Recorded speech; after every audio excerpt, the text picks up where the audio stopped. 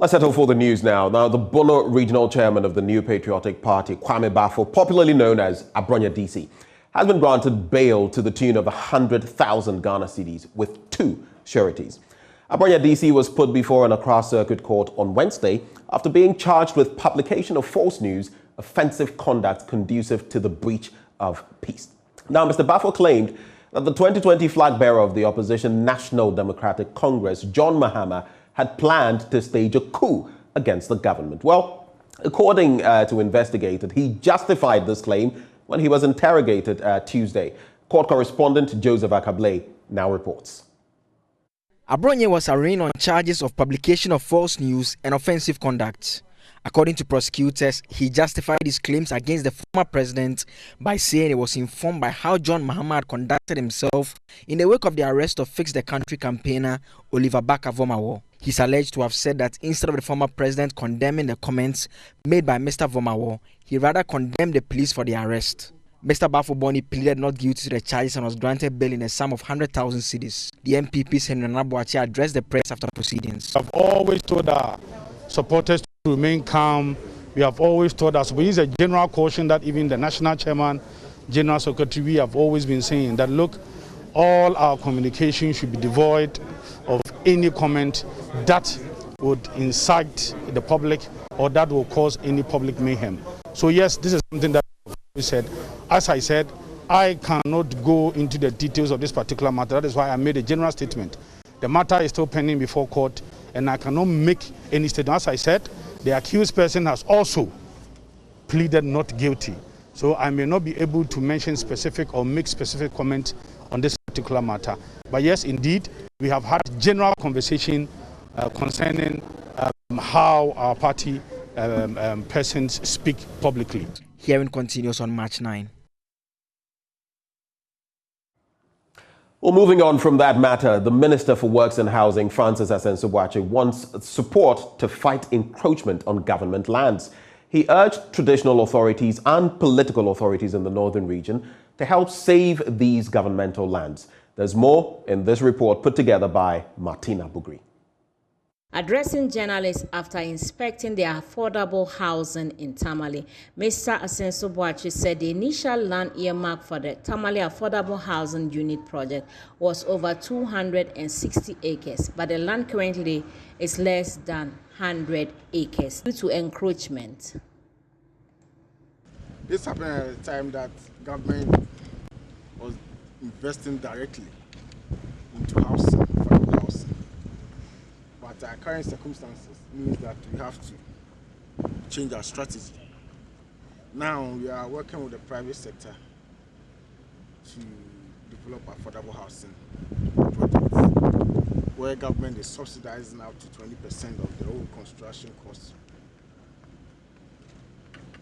to make it truly affordable for the people. Government is also working with banks so that the individuals who are on payroll, whether the private sector or public sector, can actually buy these homes using their salaries as mortgage. So I am aware that the initial land that was earmarked for this project was over 260 acres.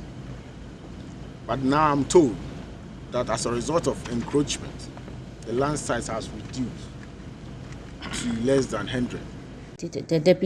The deputy minister, who also inspected some drainage in Tamale, raised concerns over sanitation, adding that the situation in Tamale was no different from the other cities in the country. This is not what I've seen today. The drainage issues that I've seen here in Tamale today, it's not different from the issues in Accra and Kumasi. Certainly there are sanitation issues. I've seen dumping of waste into our drainage channels, which is a contributing factor. I've also seen that there are some undersized culverts that needs to be fixed or replaced to allow. Now, the mayor of Kumasi may face a significant test this week as traders in the Dr. Mensah locality threaten to return to the streets following their eviction.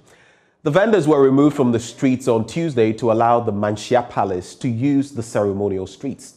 Now, the KMA has pledged to continue its efforts by reserving space at the racecourse market for hawkers, but the traders are resolute.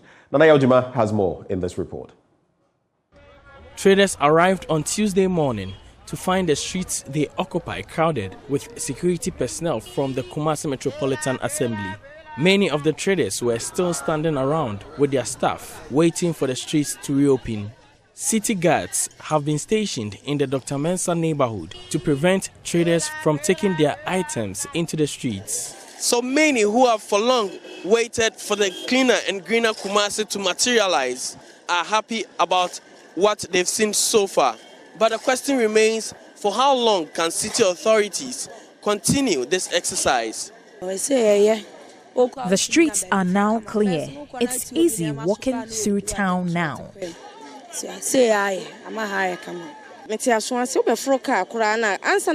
It takes the cars long minutes to leave this place because of the congestion.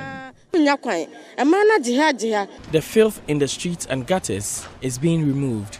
Vegetable sellers have long used the space along these filthy drainages as a trading location, raising food safety issues. Some traders remain adamant about leaving the streets. Whenever we go to racecourse, we lose our capital. I don't have anywhere to go until the central market is built.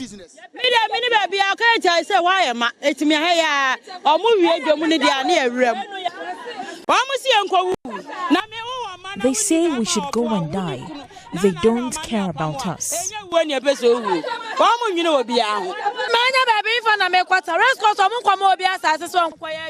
They haven't given us any space at racecourse to trade. We have been there before, but the struggle is too much.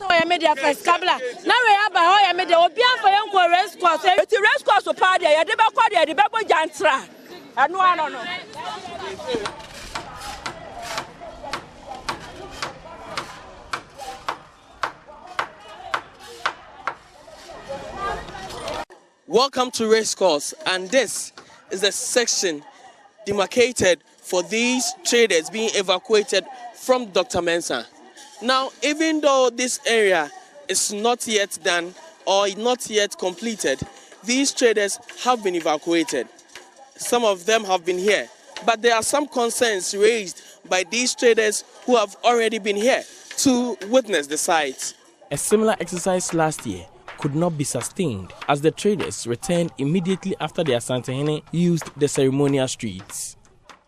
Authorities at the National Health Insurance Scheme say they have exceeded the World Health Organization's universal health coverage target of 80% population coverage.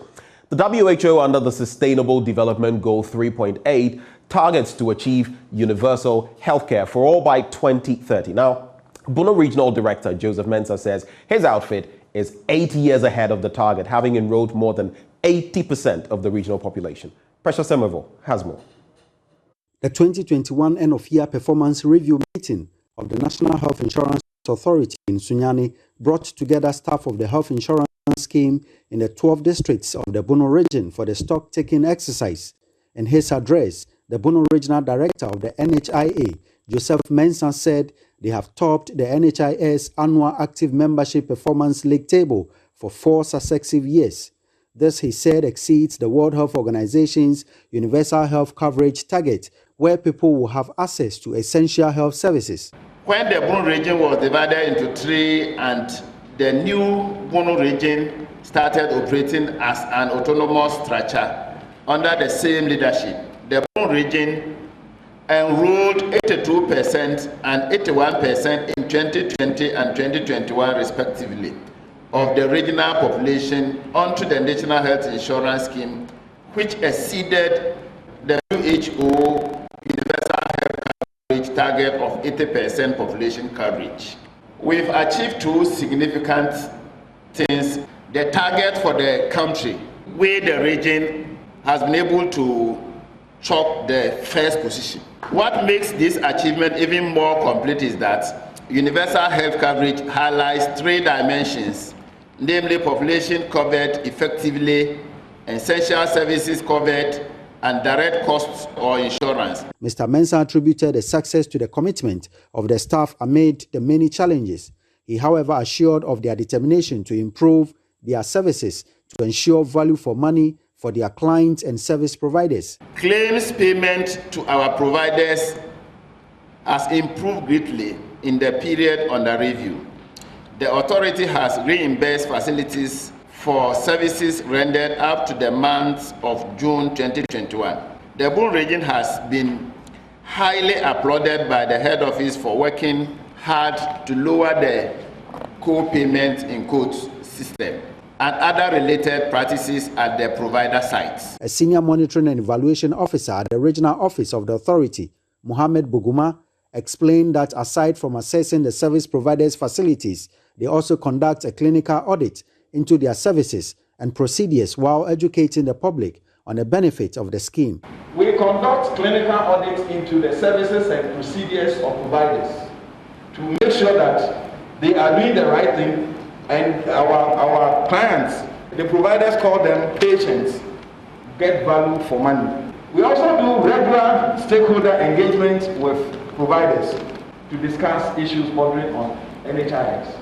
We do strategic targeting of providers for effective engagement to discuss the problem of illegal collections and also for the way forward. Then we have punishment for recalcitrant or fraudulent acts by providers. Precious Semevo, Joy News, Sunyani.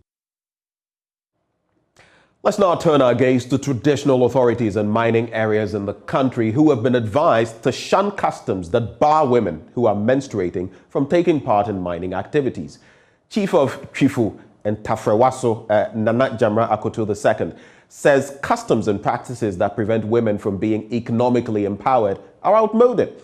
Speaking at a forum organized by Friends of the Nation to assess the role of women in small-scale mining at Asimfosu in the Central Region, the chief indicated it was time such cultural practices were nipped in the bud to allow women to venture into male-dominated areas of work. Richard Kwejunyako has more. In the first place, it is the chiefs. And because, for lack of better word, because of their size, at times they are controlled by the chiefs, that this is our taboo days. We don't do these things here on these days. Are you okay? So the chiefs themselves must be educated that most of the traditions, most of the customs have outlived their youthfulness. So they should allow them, like I suggested earlier on. We can do one-time tradition to actually make provision for all these things, and we'll be fine. Some women small-scale miners revealed a lot more women ought to be supported to get into mining instead of putting impediments on their way through custom and other fiscal barriers. Ebi muso so bebu nensa ya mfa anko asase so me amijira no se me miner se mebu mensa se me mbu mensa obi ye den ent ba set tetene dia hye ya trim se obebu nensa no kwan se okosite. They say when a woman menstruates, she should not go to the mining site. What we are appealing is that when a woman menstruates, they should get them a part of the site they should work. If you want us to stay home for that number of days when the menstruation subsists, it will go against us economically.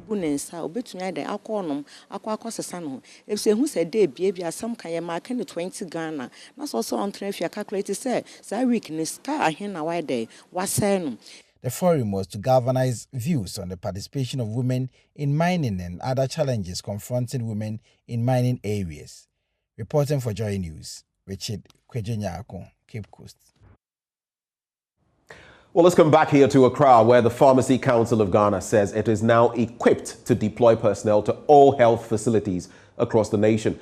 Speaking at the induction ceremony for newly qualified and registered pharmacists in Accra on Wednesday, Deputy Registrar in charge of operations at the Pharmacy Council, Dr. Daniel Amening Dankwa, explained the reasons for clinics not having pharmacists, attributing the reason to lower numbers of personnel.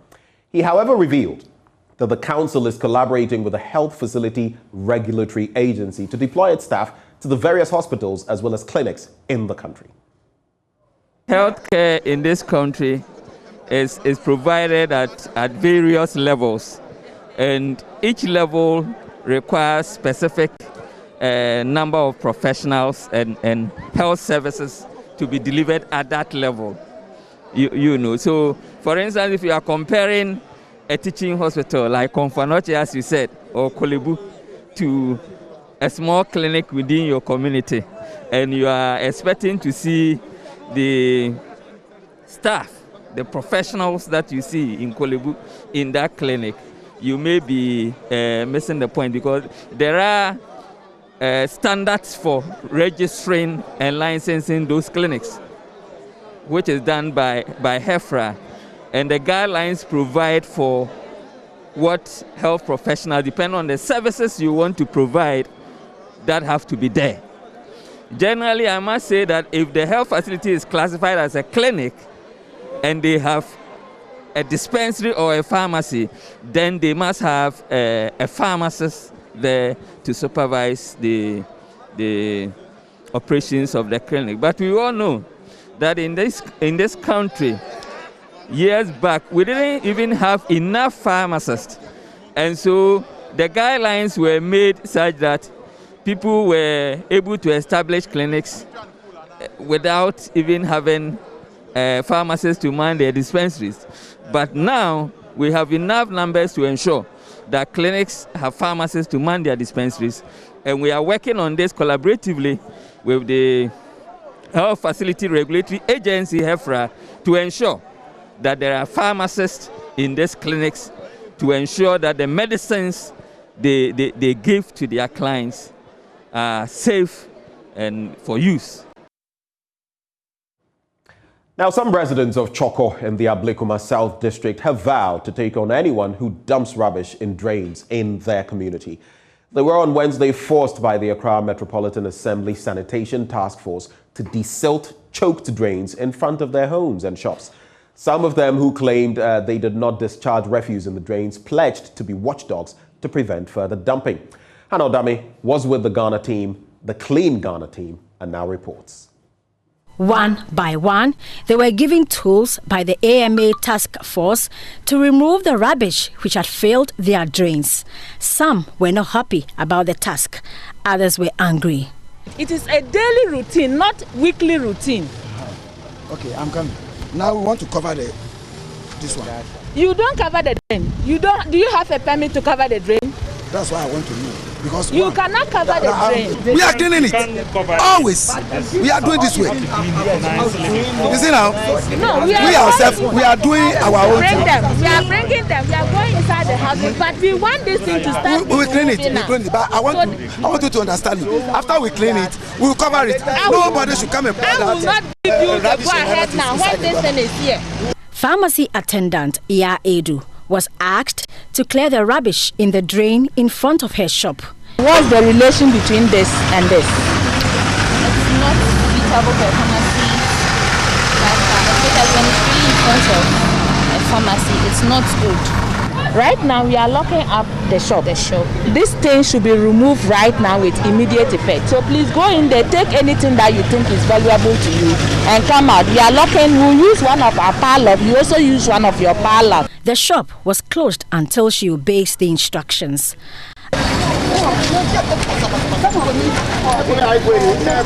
After getting help from community folk, her shop was opened. Actually, I don't feel bad for doing it because one, it was also the right thing to do, and it will also make me or whoever handling this give much attention to whatsoever, and that also makes us put in some safety measures, either to get some wood to cover up the gutter or something to avoid whatever happened today. That was also okay. After going through the forced exercise to get their community clean, these residents took on a responsibility.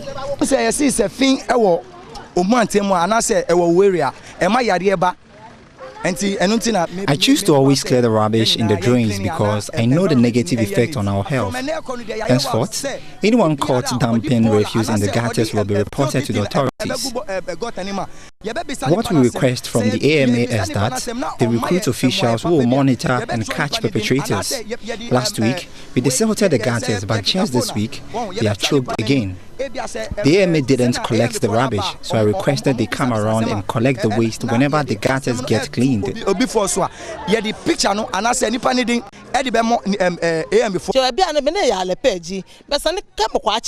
Currently, we all have to be watchdogs and inspect the contents when someone is going to throw water into the gutter.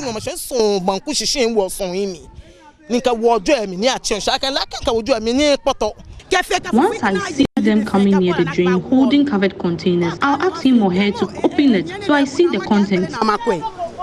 Florence Kuchi is excited about their initiative and pledges her outfit's support. We told them that they should help us to help them. They were afraid that when they get the person, maybe we will blow the whistle on them and they will know that this person has done. I told that there's not going to be anybody who will say that you have come to mention it. When you see somebody doing it, don't quarrel with the person. Just stand somewhere, let the person do whatever he is or she is doing. When the person is going, follow the person and know where the person is going to enter. Know the house and go back. Just give us the information. If you have pictorial evidence, we take it out from there and that is it. When we are able to do that 1, 2, 3, 4, people will desist from doing all these things. And with that, the team drove off to another community. Hannah Odame for JoyNews. Let's stay clean. Let's clean our environs. And that's how we draw the curtains on AM News. But coming up next, the news review, we're talking about the health minister's saga. We're talking about Parliament and matters developing there. Do stay with us. We'll be right back.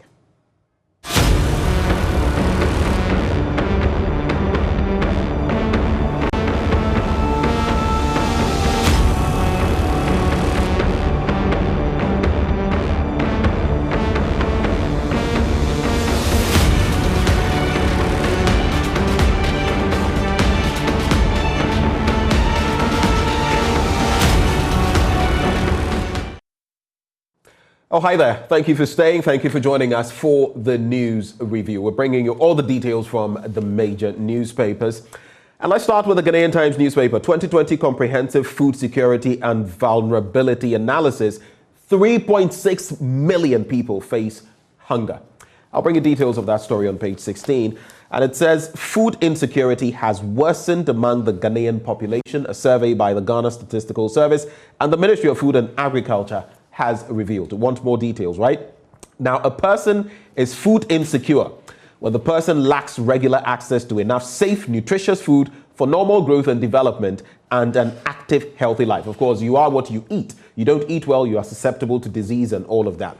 According to the survey dubbed 2020 Comprehensive Food Security and Vulnerability Analysis, such persons increased from 1.2 million, look at the gap, to that is representing 5% of the population in 2009 to 3.6 million, constituting 11.6% of the population in 2020. That's an addition of 2.4 million.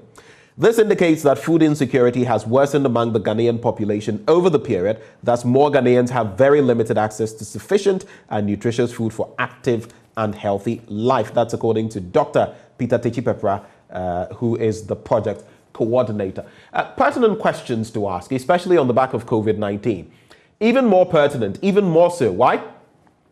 COVID made matters even worse for the poor. The filthy rich or the very rich have made a killing on the back of COVID. Talk of the likes of Amazon, Jeff Bezos, Elon Musk, Tesla, and all of those. But one thing that COVID-19 exposed was, the poor systems, were the poor systems that we have in different parts of the world, especially in the third world, in terms of social protection and all of that. They have come to the fore. And no surprise that around this time, I dare say, I do not have all the statistics, but I dare say that this number could even be more, the 3.6 million. So look at the trajectory, 2009, 1.2 million. Today in 2020, when we have the Sustainable Development Goals that should be helping us, like those of us in Ghana, to inch towards people having better food security, access to potable water and the rest, we are rather declining. We are retrogressing. The question is, why? Well, so that is the story there. 3.6 million people facing hunger. There's also this story, $103 million landscaping small-scale mining project launched. That's on page 7 of the paper. And Deputy Speaker can vote when presiding, AG tells Supreme Court. That's another interesting matter, and you know exactly why. So the Attorney General and Minister of Justice, Godfred Yeboah-Dame, in submissions filed at the Supreme Court, has said a deputy speaker or any member presiding over proceedings in the House in the absence of the speaker was entitled to cast a vote in accordance with Article 1041 of the 1992 Constitution. The AG also said a deputy speaker of Parliament or any member presiding over proceedings in the House in the absence of the speaker was entitled to be counted for the purpose of making up the quorum of half of the members of Parliament. Now, the submissions filed on January 24, 2022, contained in a statement of case filed, was a response to a suit by a law lecturer at the University of Professional Studies and a citizen of Ghana, Justice Abdullahi. Right.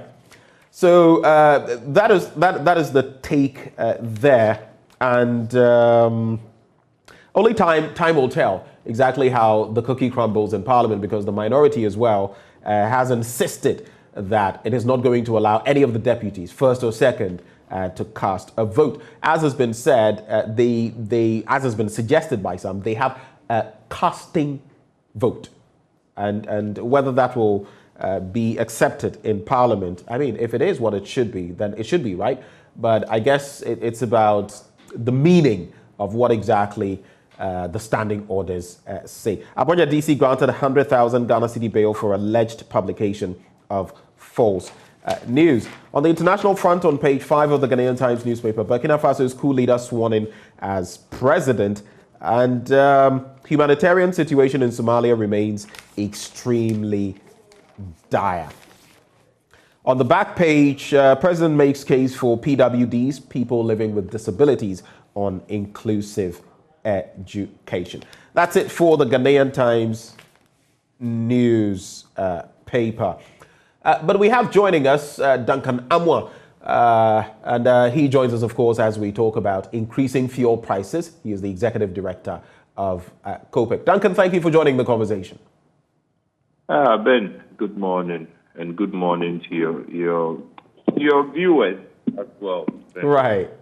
But it may not be so good a morning when we reflect on the latest fuel prices. So I shudder to go to the fuel station, I'm not going to mention, where I refuel all the time with a specific type of fuel. And the reason is I've been paying 7 point something over the last how many months, and now looking at where the prices have shot up to 7.99 and the rest, I'm even afraid to go and check.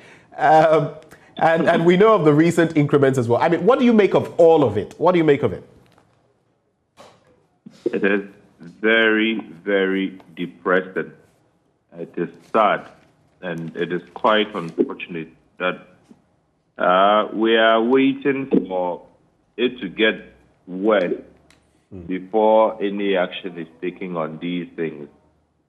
We've had these discussions, Ben. I'm sure I've spoken with you. You've spoken about it. Other panelists, other Ghanaians from all walks of life, right, have had issues with fuel pricing in Ghana over the period.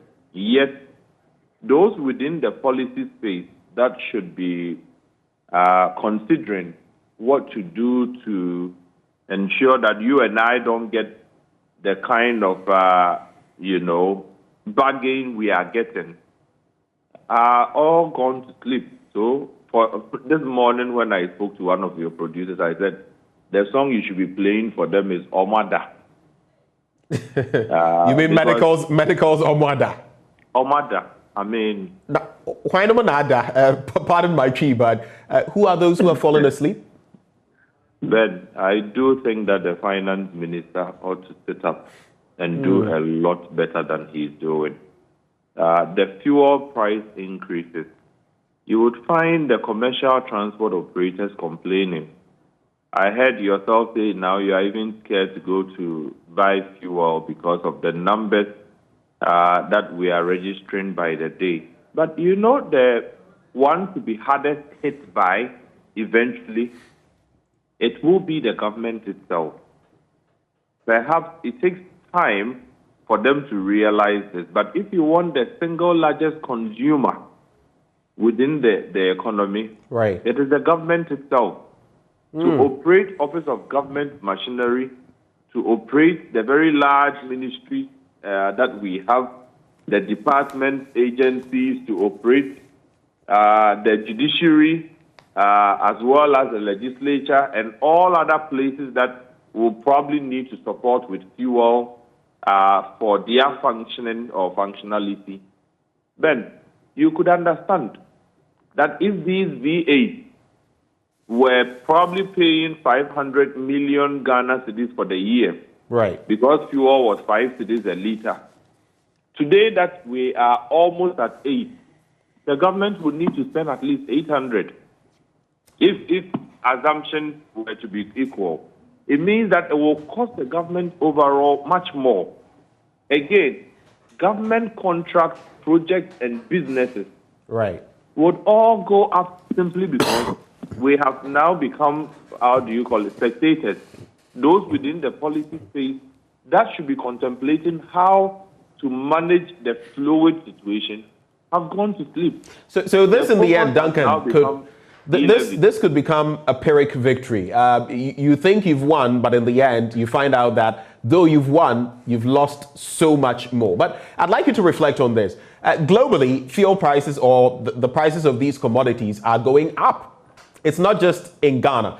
Globally, the price has shot up. I mean, the recent one we've heard is that over the last how many months, we've enjoyed prices close to around $90 per barrel. So, and some have made the argument, if you like, that since we are making so much off of this, when in fact prices were much lower, $60, $70, even there's been some stability, $70 to $80 within the last few months. Since we are making so much more than what we projected in our budget, we should be able to use the extra of about 100% to cushion the ordinary Ghanaian who is purchasing these products. Do you side with that argument? You see, Ben, you put it succinctly. The challenge with our political actors is what you described. It's a Pyrrhic victory. It would sound like, oh, we need money. So we are collecting every revenue that we can get, both the taxes at the pump and then the windfall revenues that is accruing simply because you also have crude prices at present hovering around $95 a barrel. Whereas in the 2022 budget, government projected revenue for our crude exports is $62.5 a barrel. So there's a big gap on there in excess of $30 a barrel currently. And government, and for that matter, the finance minister may want to think that he is getting excess revenue that he can use for other things. But you see, that is where he will get it wrong entirely. Over the year 2021, our recorded values for these windfall revenues because of pricing being around 75, 80, 85 for most of last year was around 2.5 billion Ghana cedis. But Benjamin, look at the catch. The 2021 budget, total governmental expenditure was hovering around or below 100 billion, if my memory serves me right. 100.5 billion. Exactly. Now we come to 2022 budget and realize we have not added another president or 10 other ministers. We have rather gone down on ministers. But look at how much we ended up with the 2022 budget, 137 billion, if my memory is so spot on with this. So at the same size of government, at the same size at the ministry, or probably even a smaller size, right, you would end up paying way more simply because the cost of living, the cost of your contract, the cost of your expenditure line would simply balloon simply because you fail to apply that 2.5 billion excess revenue that you probably made because crude prices had shot up. Right. So you will keep the 2.5 and come back with a 30 billion plus, extra expenditure line. Right. Simply because the contractor you used to pay 1 million Ghana cedis per kilometer.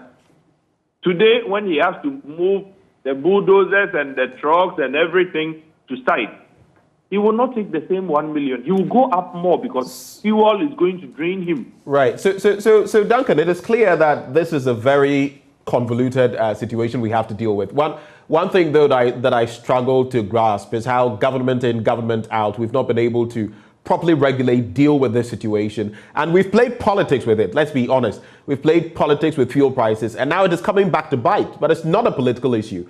From where I sit, I feel we just don't have the right mechanisms in place, regardless of which party is in power, to regulate this so that the ordinary Ghanaian does not, have to suffer the sort of consequences we see. Price stabilization and all of that, and we end up using the money for different kinds of things. But Duncan, even as we wrap on this subject, we've been told that projections when it comes to poverty levels, when it comes to the cost of living, are not going to go down, that they are going to go even deep into 2023. And we are nowhere even in the first quarter of 2022. Cost of living is going to go up. And tie that into the fact that the Ghanaian Times newspaper is saying this morning, according to a 2020 Comprehensive Food Security and Vulnerability Analysis, that 3.6 million people in Ghana face hunger. You put all of that together, and it's quite a situation we have to deal with. But anyway, let's move on to some other stories very quickly. What is your take, Duncan, on this matter of the Health Minister, Kweku Agyeman-Manu, and Parliament, whether he actually flouted some articles of Parliament, I believe Article 191 of the Constitution, 1992 Constitution of Ghana. It's been said that he perjured. Oh, he didn't perjure. Oh, he could have, instead of going straight to enact the deal with Sheikh Al Maktoum, he could have at least, even if not with a certificate of urgency, he could have gone to the Health Committee of Parliament to alert them about the situation. And now the minority, all of them have signed a petition, and they are calling for a vote of censure. In the past, some have said he should walk away peacefully, quietly. The likes of Kweku Bako have said that. Others have said, well, it may not be that serious. What do you think about this situation and what it means for following our procurement laws? Well, Ben, again, as a Ghanaian, and probably one that is worried about the judicious application of the country's resources, the value for money question will be, the first thing that I will be interested in. Right. What could he have done? What could he have done? What does the dictates of the law stipulate that he should do? Did he flout these laws? If he flouted the laws and the justification he provides are not as strong, you would expect at least some sanctions.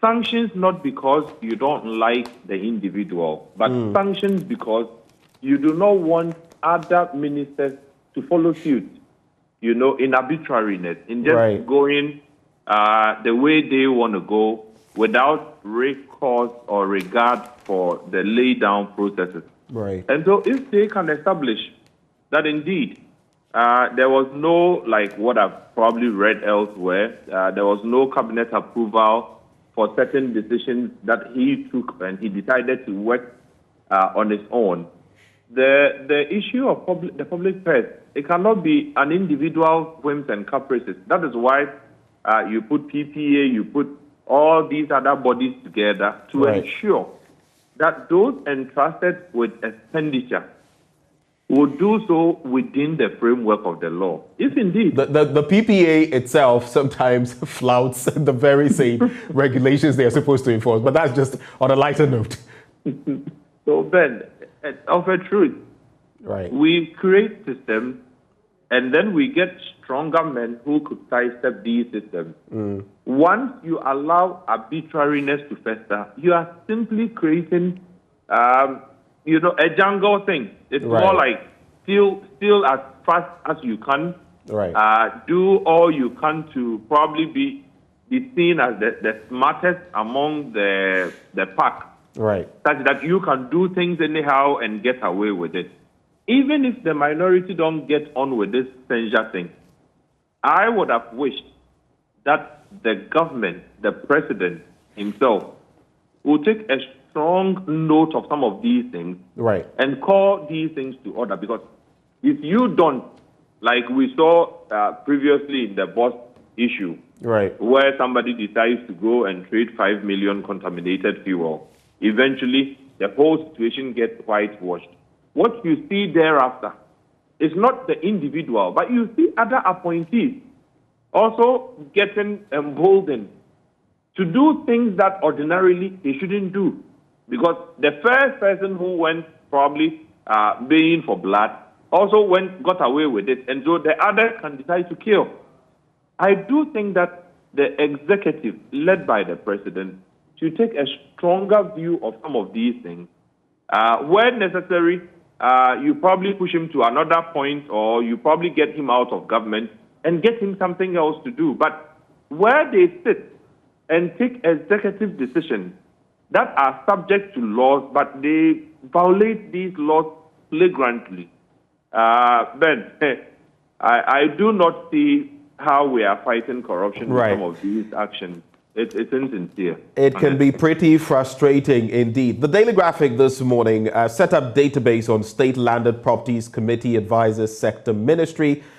Evangeline Awa wins Junior Graphic Essay Competition, set to visit the UN headquarters. And Asante Hima marks 5th anniversary of installment. I'm talking about Nana Kunedu Yadom III. And Ghana, 2 others firm up vaccine plans. But this one is interesting. Pastor in court for stealing a sum of 7,000 Ghana cedis belonging to his church. That's on page 29 of the paper. Reminds me of that song. I think it's by Koda, right? Christosum ISMP. Well, when the pastors themselves start allegedly stealing, then it becomes quite a matter of concern. Daily Guide, deputy speakers can vote. Elevy will retain NPP, says Ben Efson. Abronya DC granted 100K bill, and finest pub and restaurant commends government. But let's delve briefly into the e-levy bit. Duncan Amwa, are you ready to pay your e-levy at maybe 1.5%? Ben, you see, our attention has been swayed as a country onto this e-levy bit. Look at this. Anytime we discuss e-levy, then it takes a certain partisan, bit. Those 4 are not 4 because they think that it will do any magic.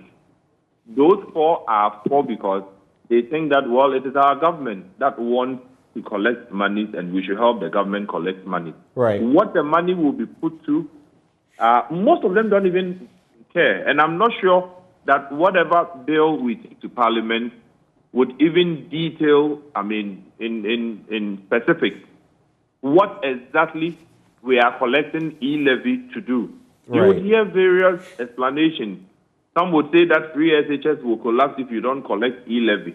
We didn't have e-levy when we introduced free SHS, so it doesn't even start.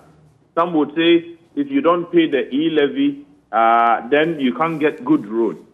There's road fund levy on your petroleum price build-up, meant to cater for roads. We don't use the money that we already collect. The member of Parliament, pardon my coming in, the member of Parliament for New Drum and South, Michael Otribefi, told his constituents that if they did not push for the e-levy, free SHS would be cancelled. You see, so Ben, it has become one that some of us would want to hear. If you gave us the e-levy of whatever persuades on your transactions, right? This is specifically what we are going to apply the money to.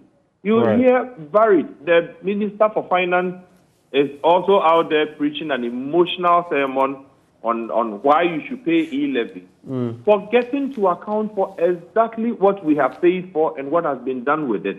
Ben, I have an interesting proposition for this country. Right. And I insist that you cannot even continue giving your roads out for contract as a country. It does not make sense in the 21st century that the transport ministry cannot go for bulldozers, cannot go for earth-moving equipment, get the military, engineers, right, to get out there, put one bulldozer per kilometer if you get 20 of them, over a stretch. Give yourself a week. You would have been able to construct a lot of roads. The sand that you go for, you don't import. The chipping, the quarries will provide the chipping, right? The bitumen wall has provided one. And so why do we go through this whole thing? Given contract, you need a contractor to go and fix roads. The military engineers are there. Police have got their own engineers. Right. Put these women to good use and see how they transform the road sector. Unfortunately, you hear the transport minister, it is the talk of a certain AVIP in the middle of your road or a urinal. That is, I don't know. Right. Other countries are progressing so fast, and we bank all our hope on a certain e-levy. Yes, it might be good, it might not be good. But what exactly are you collecting e-levy for? I think that whatever bill they put to Parliament to indicate the need to collect e-levy must be specific where the funds are going to be lodged. Okay. Right. So finance ministers, they collect the money, and at the end of the day, accounting becomes a problem, but they come back for more. Right. But that is a crucial point you make. I'll have us wrap on one more issue, but just on what you said, they have made clear that they are going to feed it into something like You Start, a youth empowerment program in terms of job creation, among others. Some people, though, are just skeptical about what is going to be apportioned where to roads, for example, and what the impact really is going to be. After all, we've had billions to play with in the past. But quickly on to some other stories. I will join VIP if Lazy and Prodigal apologize, and that is Promzi. That's in the entertainment page. Ugandan singer forced to sweep street after turning up late for concert. And this one is a very interesting one. Palazzo was forced to sweep the street when he turned up late. Duncan Amwa, so tying into everything, the minority is flagging electricity charges increase as well on the back of the poverty issues, the hunger issues, and the fuel pricing issues. But maybe in some 20, 30 seconds, if you can make it. Francis Xavier Sosu, I'm sure you've heard, spoke about political judges being dealt with politically. What's your quick take on that? Benjamin, in 30 seconds, we do talk about the disappearance of judges. Was it the 3 judges that disappeared? But when ordinary Ghanaians disappear, they get shot, they get killed. We don't care. We don't care. The Tamale Central, recent happening. Right. Where some trigger-happy uniform men open.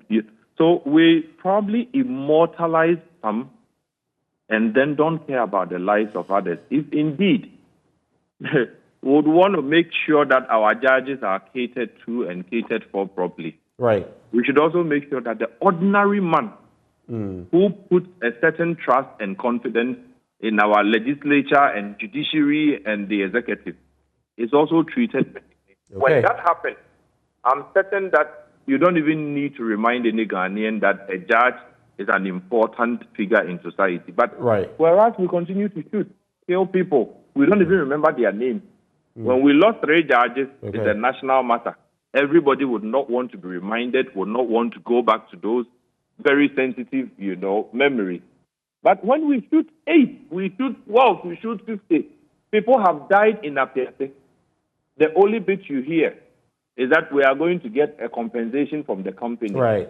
What is the government's own step Right. at ensuring we don't ever see these things again?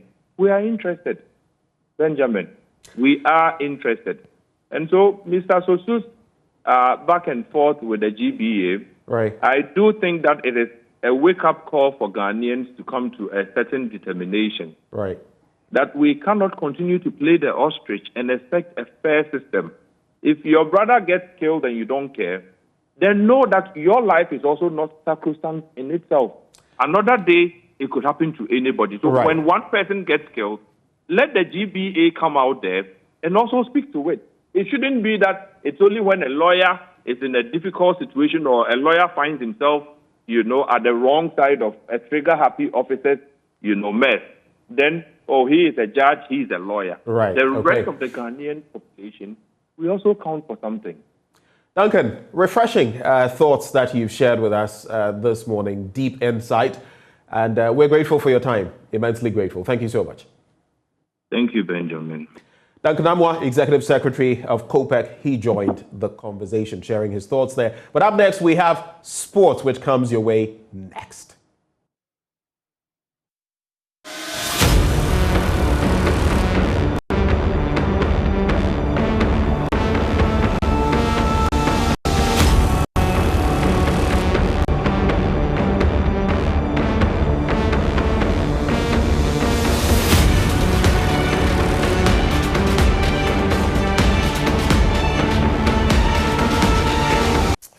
Well, the Ministry of Youth and Sports, the National Sports Authority have met the Parliamentary Select Committee on Sports and Culture, a team investigating why Ghana failed to win the African Cup of Nations 2021. A blanket member of the Parliamentary Select Committee, Mensah Williams, has been speaking. He says they are not here to winch hunt anyone. Also in the UEFA Champions League, Liverpool have taken strides into making it to the last 8 of the competition after defeating Inter Milan by 2-0, courtesy of goals from Firmino and Mohamed Salah. And also we'll be talking about how Kumasi Asante Kotoko is determined to rake revenue despite government insistence that only 25% of spectators are allowed into any stadia in the country. Good morning, everyone. I am Muftar Nabila Abdullahi. This is AM Sports. Rank member on Parliamentary Select Committee on Sports and Culture, Mensah Williams says the committee investigating Black Stars' poor performance at AFCON 2021 is not a witch-hunting group, but one determined to find the failings of the team and prefer solutions. Parliament as an institution has an oversight responsibility, and we are just doing that. We are not carrying this out also with special budgetary allocation where we will be taking so much from the taxpayers' money for special purpose such as this. It is a day-to-day work of Parliament, and we are just doing what we are asked or mandated to do.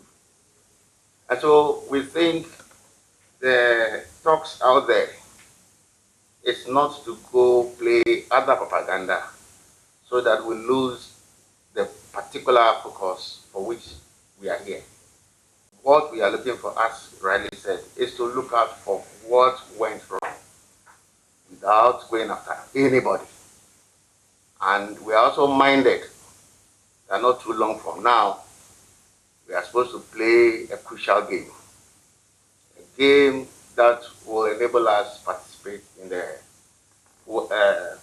World Cup, Qatar. And so we will want that cohesion, togetherness, and the spirit of the nation behind our Black Stars, who I believe may be preparing one way or the other towards that very important game. We have that in mind. And I can assure you, we will do what we are asked to do and submit reports to the plenary. And I'm sure at that stage, Mr. Speaker will direct subsequent what he deems fit.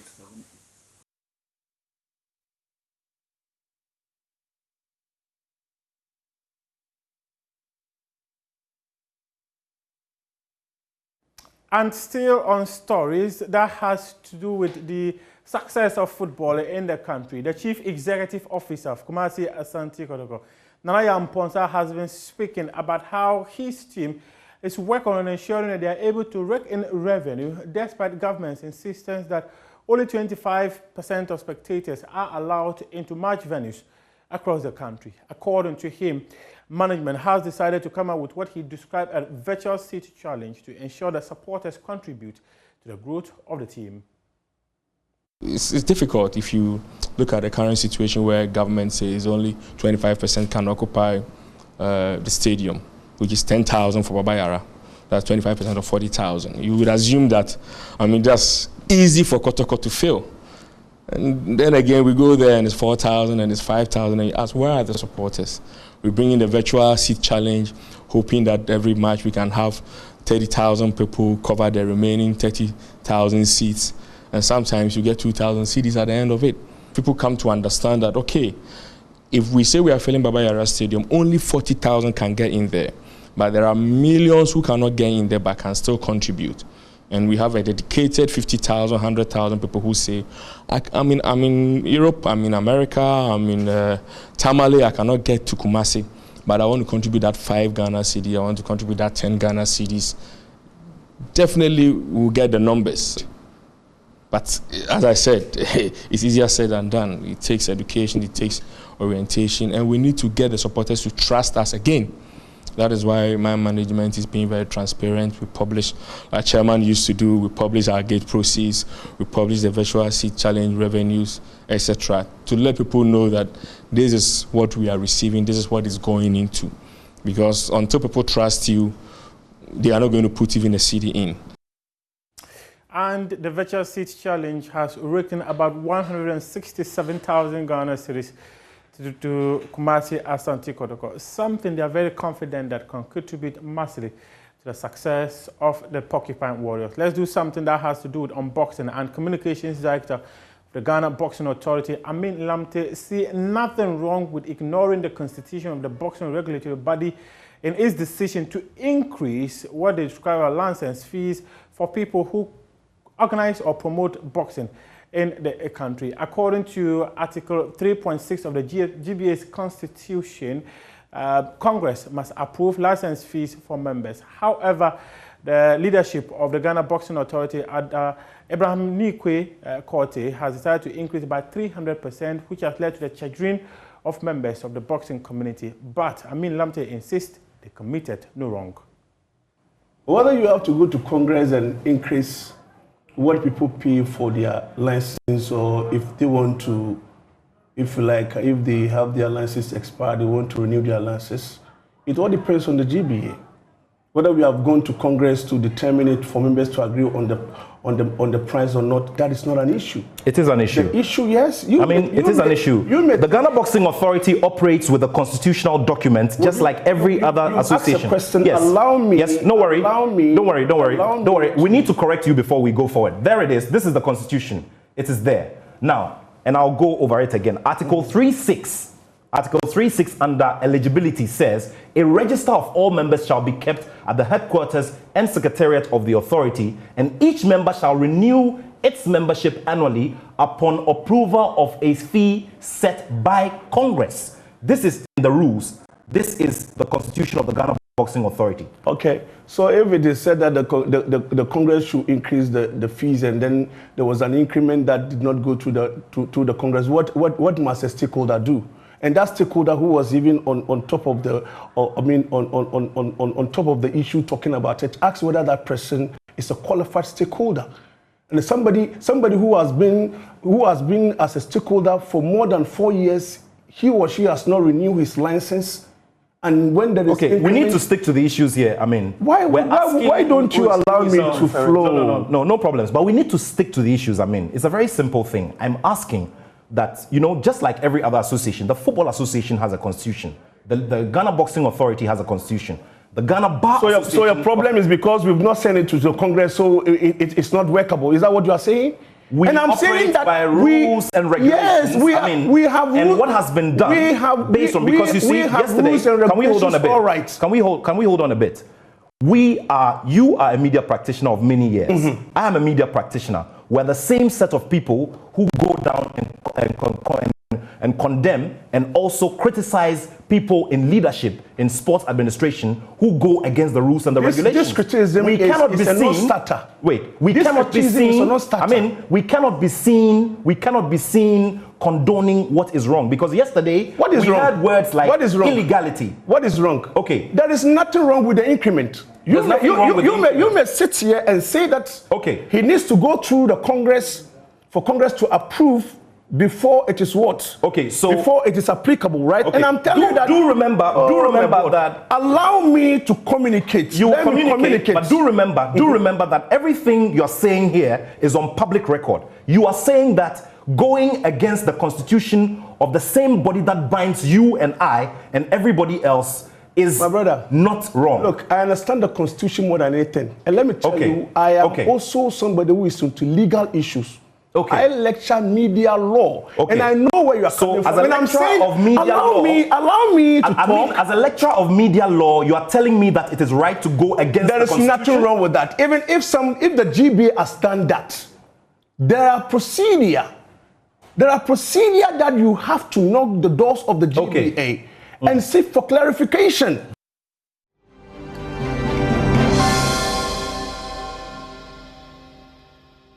Thank you for staying with us on the AM show. It's the big stories up next as we digest electricity tariff hikes and what the minority has been saying in Parliament. We're also going to be considering the minority calling for the head of the health minister, Kwaku Agyeman-Manu. We'll find out why. It's all about procurement breaches, failures to do certain things in Parliament. A committee, the health committee, has looked at all of that and they have come out with a report. But the point being made is that the minority wants to put forth a vote of censure on the floor of Parliament, which would require them to get about 2/3 majority in Parliament. Can they do it? 137 MPs, and maybe if they lose the Asin North MP, that would be 136, and they need about 184 to pull that through. We'll also be looking at the situation concerning Medina Member of Parliament, Francis Xavier Sosu. He uttered those words in recent times, famous or infamous, depending on where you sit, that there are political judges who will be dealt with politically. And some have said that that is in very dour, sour taste on the back of the history we have. But he has, in a sharp riposte, come to defend what he said, stating categorically that even if it costs him when it comes to his career as a lawyer, he will stand by the truth. So what are the dynamics? We're going to digest all of these issues as we host our guests. Martin Kpebu is a lawyer. He'll be joining us on this conversation. We have Collins Adomako Mensah, Member of Parliament for Ifija Kwabre North. He will also join the conversation. But in the studio, we have Edward Abambire Bauer, Member of Parliament for Bongo. Good morning. Good morning. How are you, Ben? I am okay. A little, but we're fine. Oh, thank God. We're doing well. How about you? By His grace. I think I'm doing well. The early part of the week, it was not good for me because I was at a funeral. Right. And I think it had a toll on me. So Monday, Tuesday was not very good for me. But today, things are better. Well, good to hear. There's a bit of, there are so many things in the air nowadays. So you just have to be careful. Is it Collins Adomako Mensah we have joining now? Yes, please. Great. Thank you so much for joining the conversation, sir. Thank you too. Pleasure having you. Brother. So let's start with something that hits all of us, bread and butter matters. There's this post by GH Hyper, and it simply says, 200 cedis fuel purchase gives me 28 liters. Got to the pump today with same 200 cedis, and I got 25. Why did I receive e-fuel? That is the twist to it. We also know that yesterday, we went by some of the pumps, and we're looking at prices at around 7.99 Ghana cedis, 7 cedis, 99 pesos. We are slowly inching towards 8 cedis and beyond. And now we have this release talking about a 30% increase in transport fares, which actually is going to be effective from the 18th of February. So many matters to digest. I'll start with you, Collins. This whole bit about fuel price increases and all of that. What do you make of it? How do we deal with it? Morning, but why start with me when the energy man himself is seated by you? Oh, I will give him a bite, but since you're on Zoom, I mean, I must allow you to make your point. Well, my brother, I this morning I bought some fuel. Right. And I must say, when I got there, I myself, I mean, I'm a member of government, but it's, as you said, it's a bread and butter issue.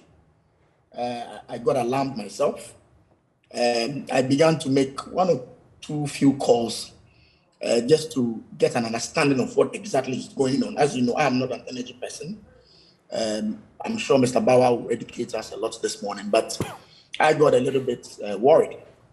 And my little education that I got was that, of course, there are some international situations that can culminate into this kind of price. But locally, there are a few things that government on its own can also do, because government actions or inactions also contribute to the prices. And I believe that at this moment, government has to take a critical look of the factors that they have control over, i.e. taxes on fuel, and then especially with our interest rates, exchange rates situations, because my understanding is that it plays a key role in it plays a key role in the final outcome in terms of prices at the pump.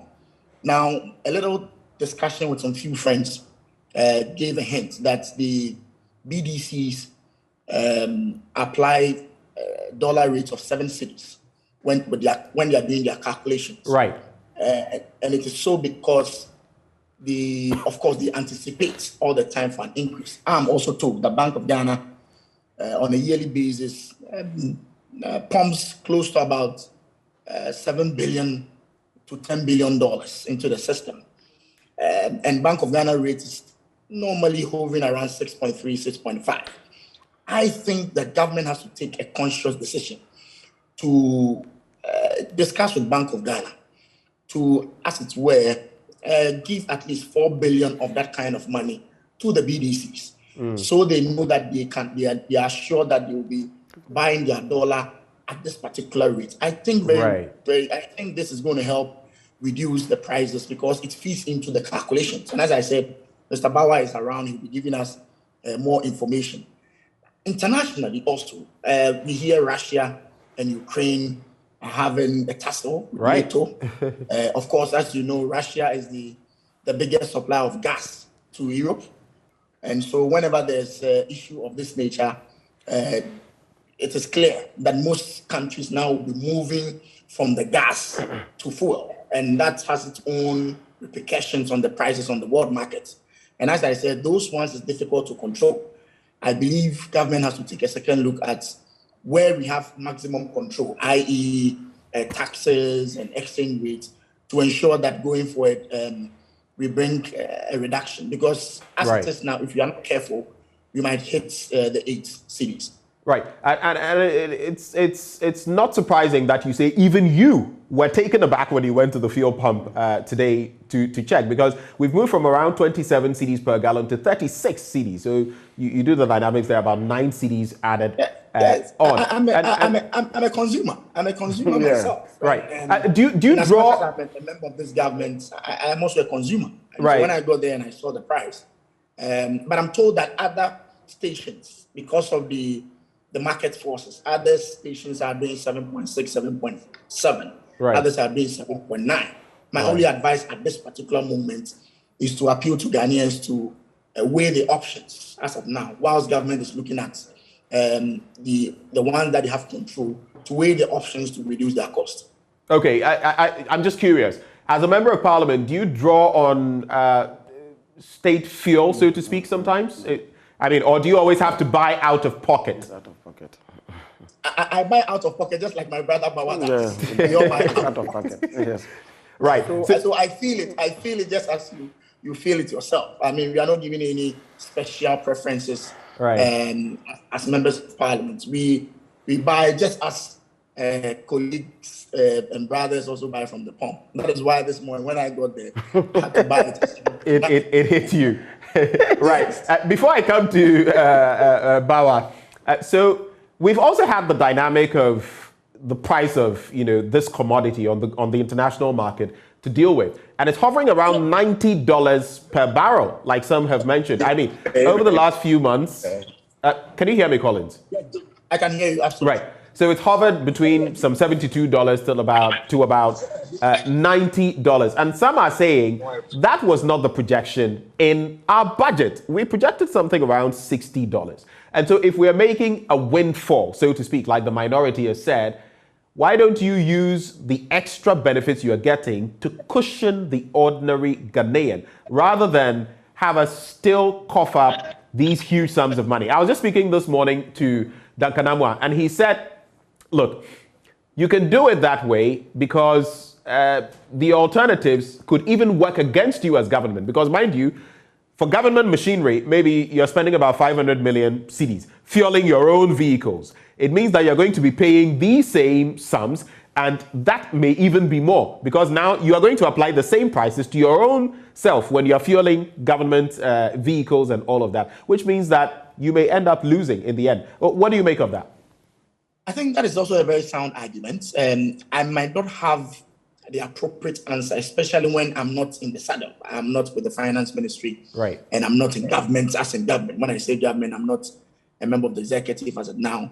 So I might not be in a position to explain why the windfall is not being applied to reducing the fuel prices. But I also believe that there are other competing needs or competing expenditures by government. As you know clearly, our revenues as against our expenditures, there's a huge gap. So I'm sure the windfall is also being applied to an equally important sector within the economy. And as I said, I don't have the exact reason why that is being done at this particular moment because I'm not in government. And I'm sure going forward, and I've heard people make this kind of argument. I'm quite confident that government may pay heed to the call and then try to see if that can help to reduce the prices. Right. I have a message coming through for you with the hashtag AM Show on Facebook. The person says you're objective and I don't know whether to add cultured and that you should keep it up. So Collins, that is for you, a quick one. One of our viewers enjoying your submissions. Let me come into the studio and engage Edward Bauer, who joins the conversation. What is your quick take on this? A 30% increment effective the 18th, fuel prices inching up. You've seen the figures yourself. And the call for government to, cushion the ordinary Ghanaian. Your global take on that. Yeah, thank you very much, and good morning to your viewers, and good morning to Collins. I listened to Collins' submission, and I couldn't have agreed with him more on most of the things he said.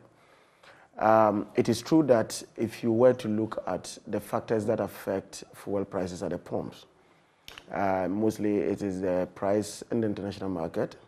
It is also the exchange rate. It is also the taxes and levies that they put there. And of course, the margins, I'm talking about the statutory margins, because the distribution margins are always put by the OMCs. So the statutory margins. These are the factors that affect that. Now, government definitely has no control over the price of crude in the international market. They don't have control over that.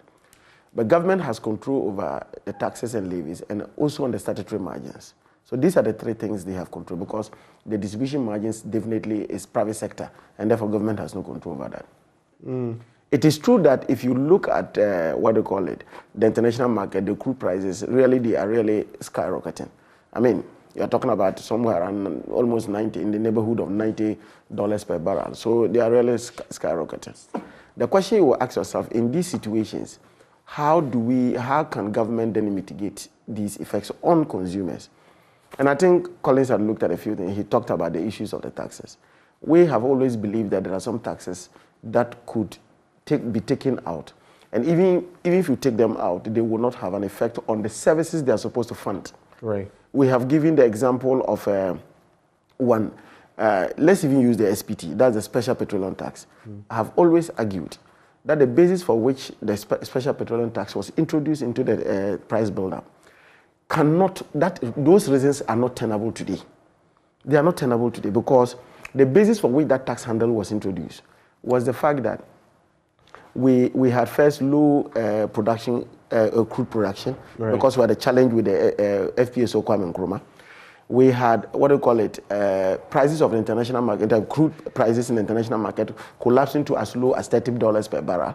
So because of these two things, these two factors, low production and then the low prices. Right. So our petroleum revenues that were captured in the budget of 2015 there was going to be a shortfall on that. Right. So to put up a block, to take care of that, then the SPT, that's the Special Petroleum Tax, was introduced. The question I ask myself today is the fact that now we do not have low prices. Now we are hovering around, look, our benchmark revenue that we put in the budget was $62 per barrel. Now we are doing around 90, so already there's a windfall in that. 2, we are not producing like 70 barrels per day. We are producing almost 200,000 barrels per day. So if you have these two factors, it doesn't make sense to still keep this SPT in this price builder. Right. And the SPT alone is 46 pesos on almost a cedi on the price builder. So if you were to expunge this, you know that the effect it will have on the on the price.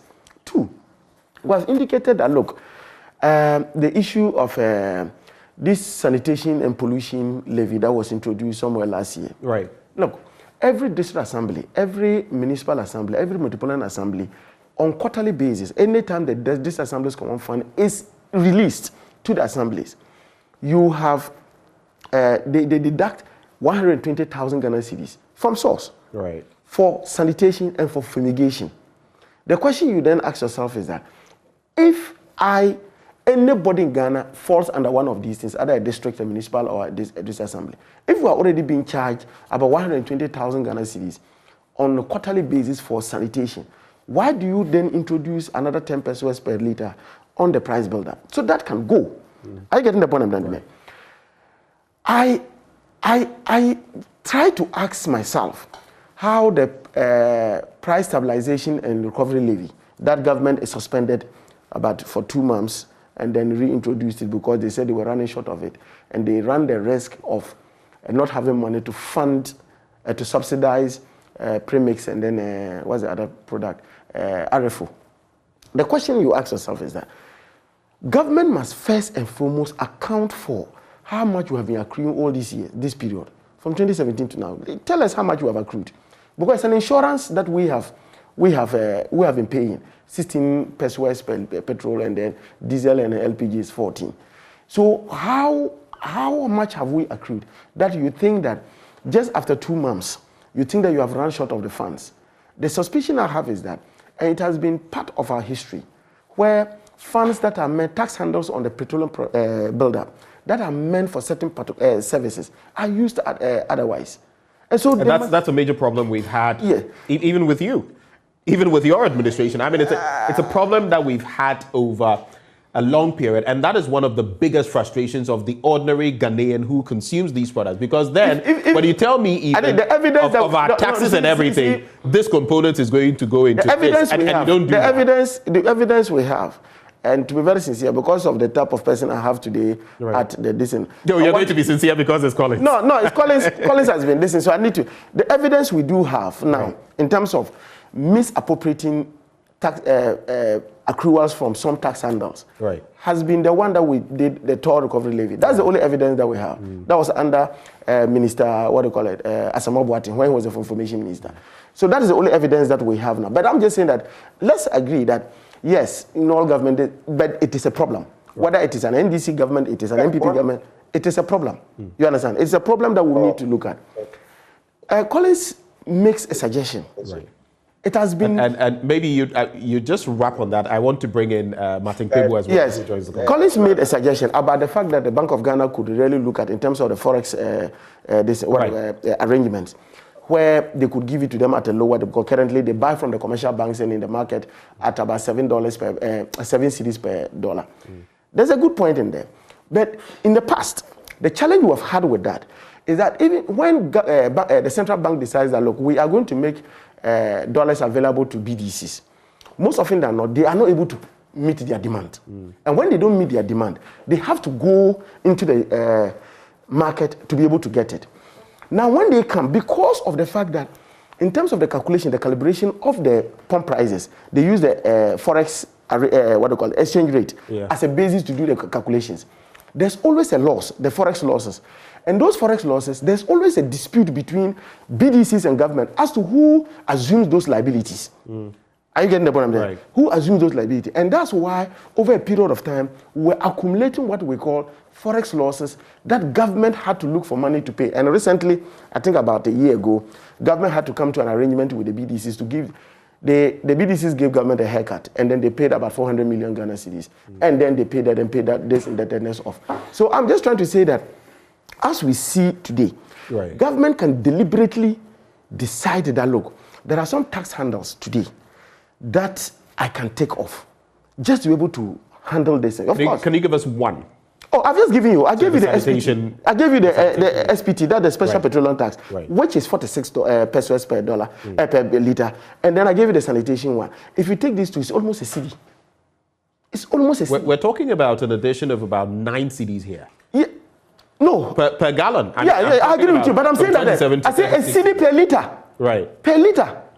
I don't know what I'm making sense, because currently we are not paying, if it is total, we are paying 7.99 per liter. Right. So assuming that could be about 6.9. I'm just trying to make that in the circumstance that we find ourselves, government can look at other strategies. And I'm saying that there are some tax handles, the services for which they are supposed to fund.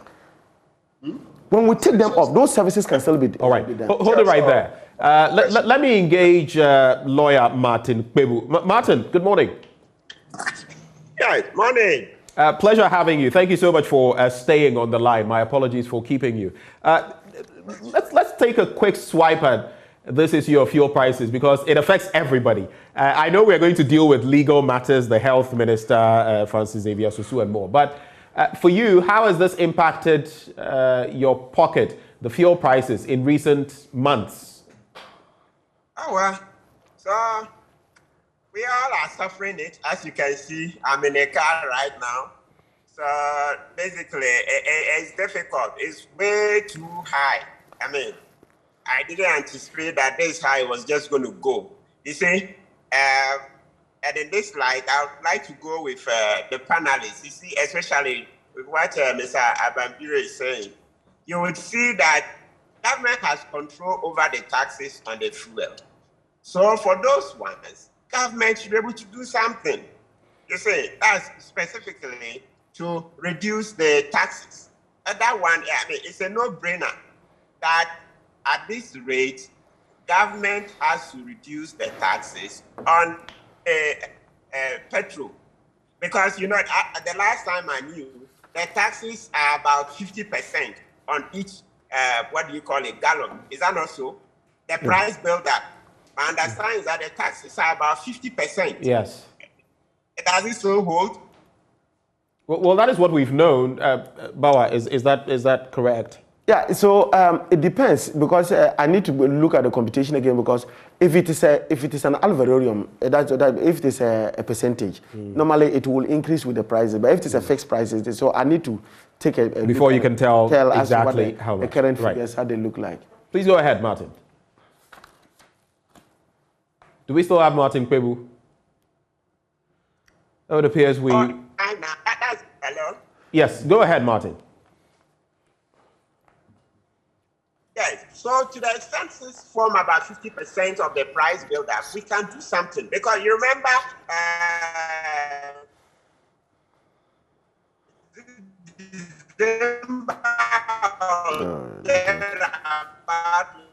last year, 20, you remember they were striking?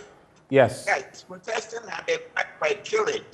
And then government said we'll do something again. Because otherwise, you know, everything is going to increase. You know, prices increase. It's going to have a cascading effect on other commodities.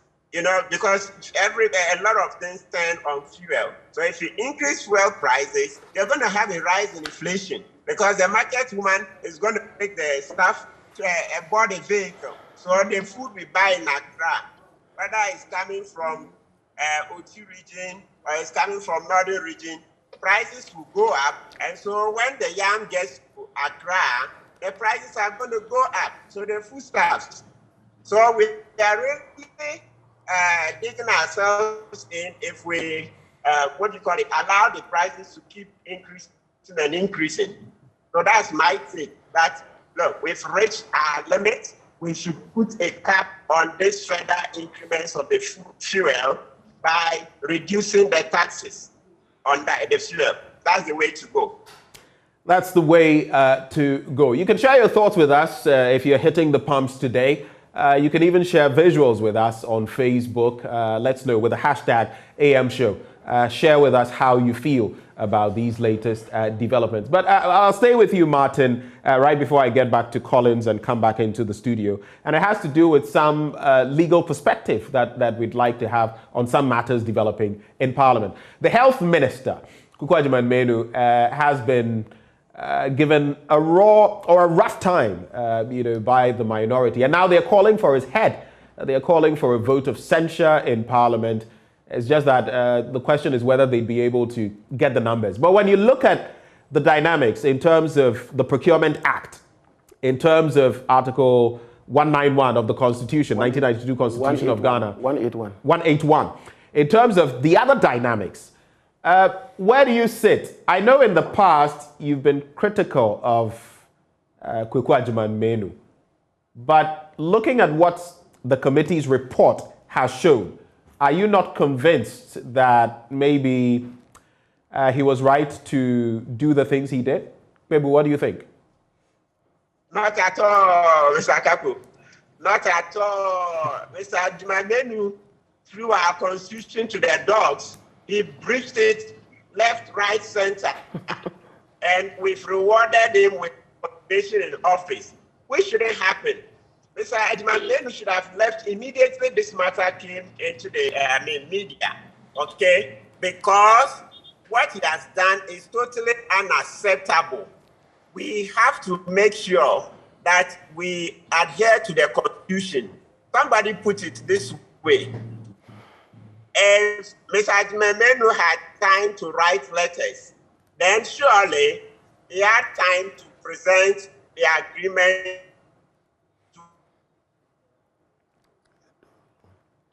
We seem to be losing Parliament. Right. Can you hear me? Yes, I can hear you. You're back. Go ahead.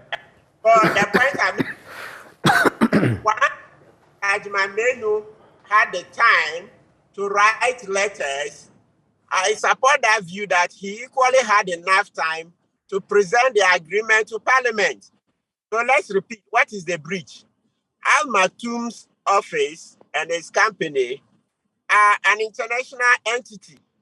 Al Maktoum, his company is an international entity, and the Constitution states in Article 181, Clause 5, that if the government is going to enter an agreement with an international entity, that agreement must be presented to Parliament. Okay? So it beggars believe that Mr. Ajman can say that, oh, there wasn't enough time. No, there was certainly enough time, because even in Parliament, if you want something done urgently, there's a way to do it. I'm sure we've all heard of certificate of urgency and the rest.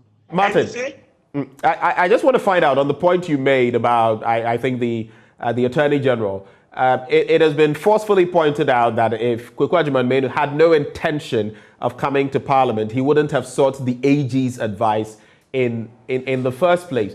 How do you react to that? And again, you speak about a certificate of urgency. And some have said that, yes, he could have reached out to the Health Committee, but under the circumstances, he had already initiated processes with the Attorney General. Does that still make him culpable? Oh, definitely. Definitely. Listen, these extraditions, we are just catching at straw. We are catching at straw, okay? Look, the man just deliberately breached the Constitution. Pure and simple. We should stop making excuses for him. We should stop making excuses for him. And he even makes it worse by lying to Parliament. You see the perjury. You see, before he appeared before Parliament, he first put his responses on paper. You look at it, he signed it himself. He stated that he has not paid when they had paid. So this man who set up from day one to just... He said, Martin, he said that to the best of his knowledge, at that time, he wasn't aware that payment had been made. Let's be fair to him. He said that to the best of his knowledge, he wasn't aware at the time that there had been a payment, only for him to find out later that the payment had actually, the 2.8 million, had actually been effected. I mean, is that wrong? To the best of his knowledge, at that time, he wasn't aware payment had been made. Now, listen, that phrase was used, it was used wrongly, because if he had cared to find out from DOG, he would have found that they had long paid. So the use of to the best of his knowledge doesn't cover him, because as of the date he was writing the letter, that money had been paid. So if he had gone to the right sources, he would have found same. And look, listen, it's a couple. Let's not run from this. Before that money is paid, he has to sign off, please, by the Public Financial Management Act. You can't take that money out of the ministry's funds without Mr. Ajimamenu signing off. So he's the very person who signed off. Please, stop making excuses for him. Let's repeat. Let's not go away from this point. Let's interrogate this to the end. I'm saying that before money is paid with that sum over 2 million, almost 3 million Ghana, Mr. Ajimamenu must sign off. You see, so each ministry has an account, and the chief director doesn't have the mandate to sign for 2.8 million. No. There is no chief director who has such a mandate. Before such money is paid, okay, the minister must be involved. Please, let's not add sentences to this. Let's stay here. Call all the public financial management specialists. They will tell you, you go from ministry to ministry. No chief director can pay this amount without the knowledge of the minister. It doesn't happen anywhere. It's not possible. Right. Just finally, Martin, on this subject, just finally to you, I'll move on to my other guest, but just to find out from you. So, is it to say that owing to these breaches, as you put them, the minister must necessarily go through this vote of censure in Parliament? And of course, if the minority is not able to muster the numbers in Parliament, the 184 or so people that they need, what then would you say? That the president should sack him? That's something you've called for in the past, haven't you? Yes, and I'm even making the call louder this time, that the president should sack Mr. Ajimamenu because he has breached the Constitution intentionally. Okay. And he has embarrassed us so much. Somebody who is involved in public financial management for over a decade. If we didn't have obey the Constitution, please, right. The president has to sack him. And we must congratulate the minority for bringing this matter back. Because, you know, I to get American. But Martin, your connection is a bit patchy. We'll try to see whether it can be better in a short while. Just stay with us, Martin. Don't you go away. Your connection is a bit patchy, so maybe if you could move about a bit so that we can get a better connection. But Collins, how do you react to all of this? The health minister being hauled before Parliament. Some feel that he's not been upfront when it comes to coming to the floor of Parliament to give certain information and all of that. People feel aggrieved with him on the specific Sputnik V matter as well. Are we being fair to Kweku Ajimamenu, or are we giving him a torrid time for no reason? The health minister has not refused any invitation from Parliament. And just yesterday or so, he was in Parliament to answer questions. And so let me put it on record that the health minister has always made himself available to answer questions. And when the ad hoc committee was even set up, he cooperated with the committee and appeared before the committee and answered questions as expected of him. And so I just want to put that on record. Our colleagues from the minority are calling for a vote of censure. And with your permission, I would like to quote our standing orders, 108. Right. The motion for a vote of censure on the Minister of State shall be moved in the following manner. A, 7 days notice signed by not less than 1/3 of all members of parliament shall be given.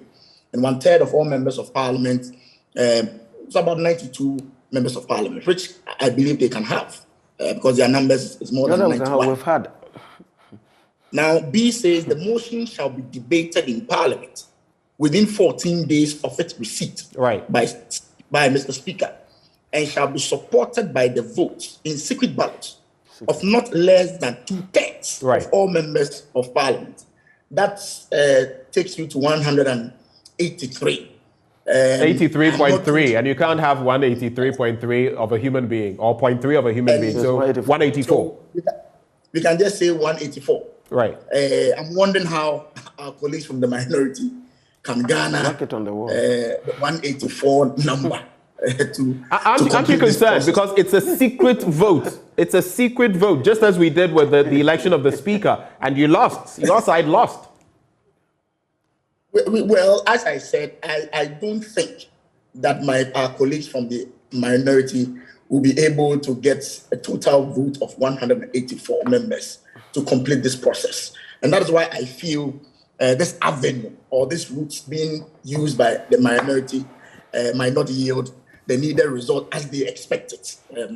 Let me say that the minister himself, when he appeared before the committee, was very clear that indeed there were some breaches because he had not gone through a certain process.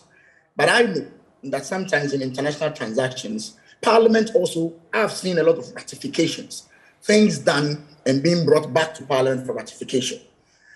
So I know in terms of emergencies, certain decisions can be made on behalf of the good people of Ghana, but can be brought back to Parliament for ratification.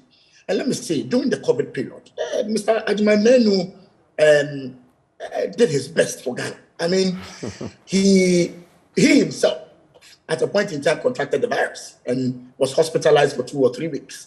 And so today we are being praised all over the world for our handling of the COVID situation. And he played a critical role in all these processes. It's unfortunate that this had to happen.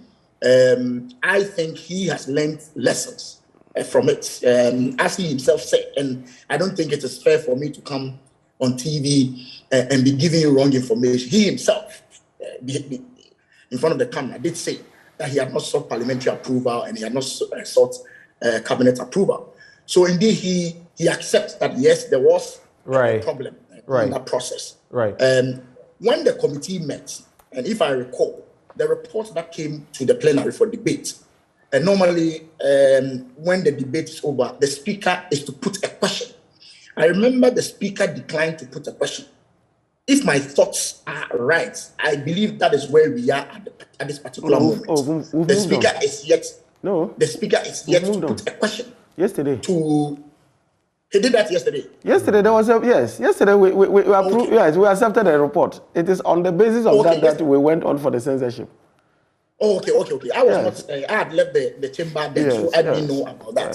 So if we have crossed that path, and now the minority is calling for censure, we are waiting for the motion. I'm sure they will come by a motion. The wording of the motion will ignite the kind of debate that will ensue in Parliament. Of course, if you read Article 108C, it said during the proceedings on the motion, the minister shall be entitled to be heard in his defense.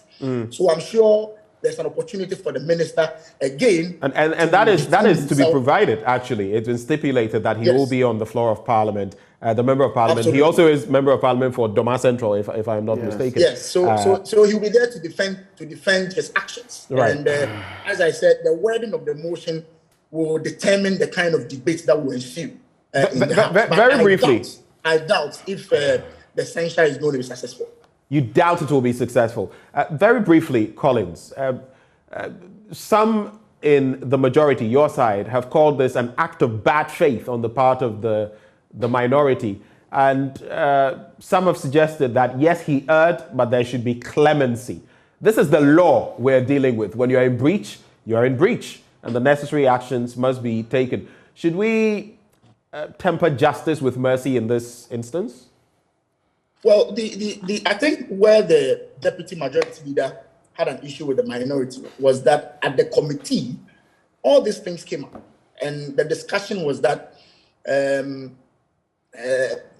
was not going to be punishment. If my reading of the report that came is right, the discussion was that the conclusion was that yes, we accept that he has erred, and let me put it on record also.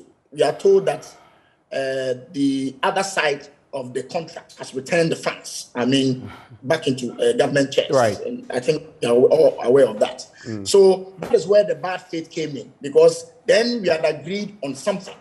And then we go back to the plenary, and then now the whole thing has changed. But that was at the ad hoc committee level. This is the plenary, and they are deciding as a caucus that, no, we're going to push this matter forward. Does that make it an act of bad faith? I think what happened at the plenary was a debate on the report. I'm not sure we edited the report in the plenary. We debated the report, and the report was clear. There was no aspect of the report that says that he should be punished in this manner. Right. And that is where the deputy majority that is talking about. That we've all met as a committee, both sides. We've done our reports. We've agreed. The report came. I think the report. There were no divisions in the report. It was a consensus report. Right. And then the report comes to the plenary.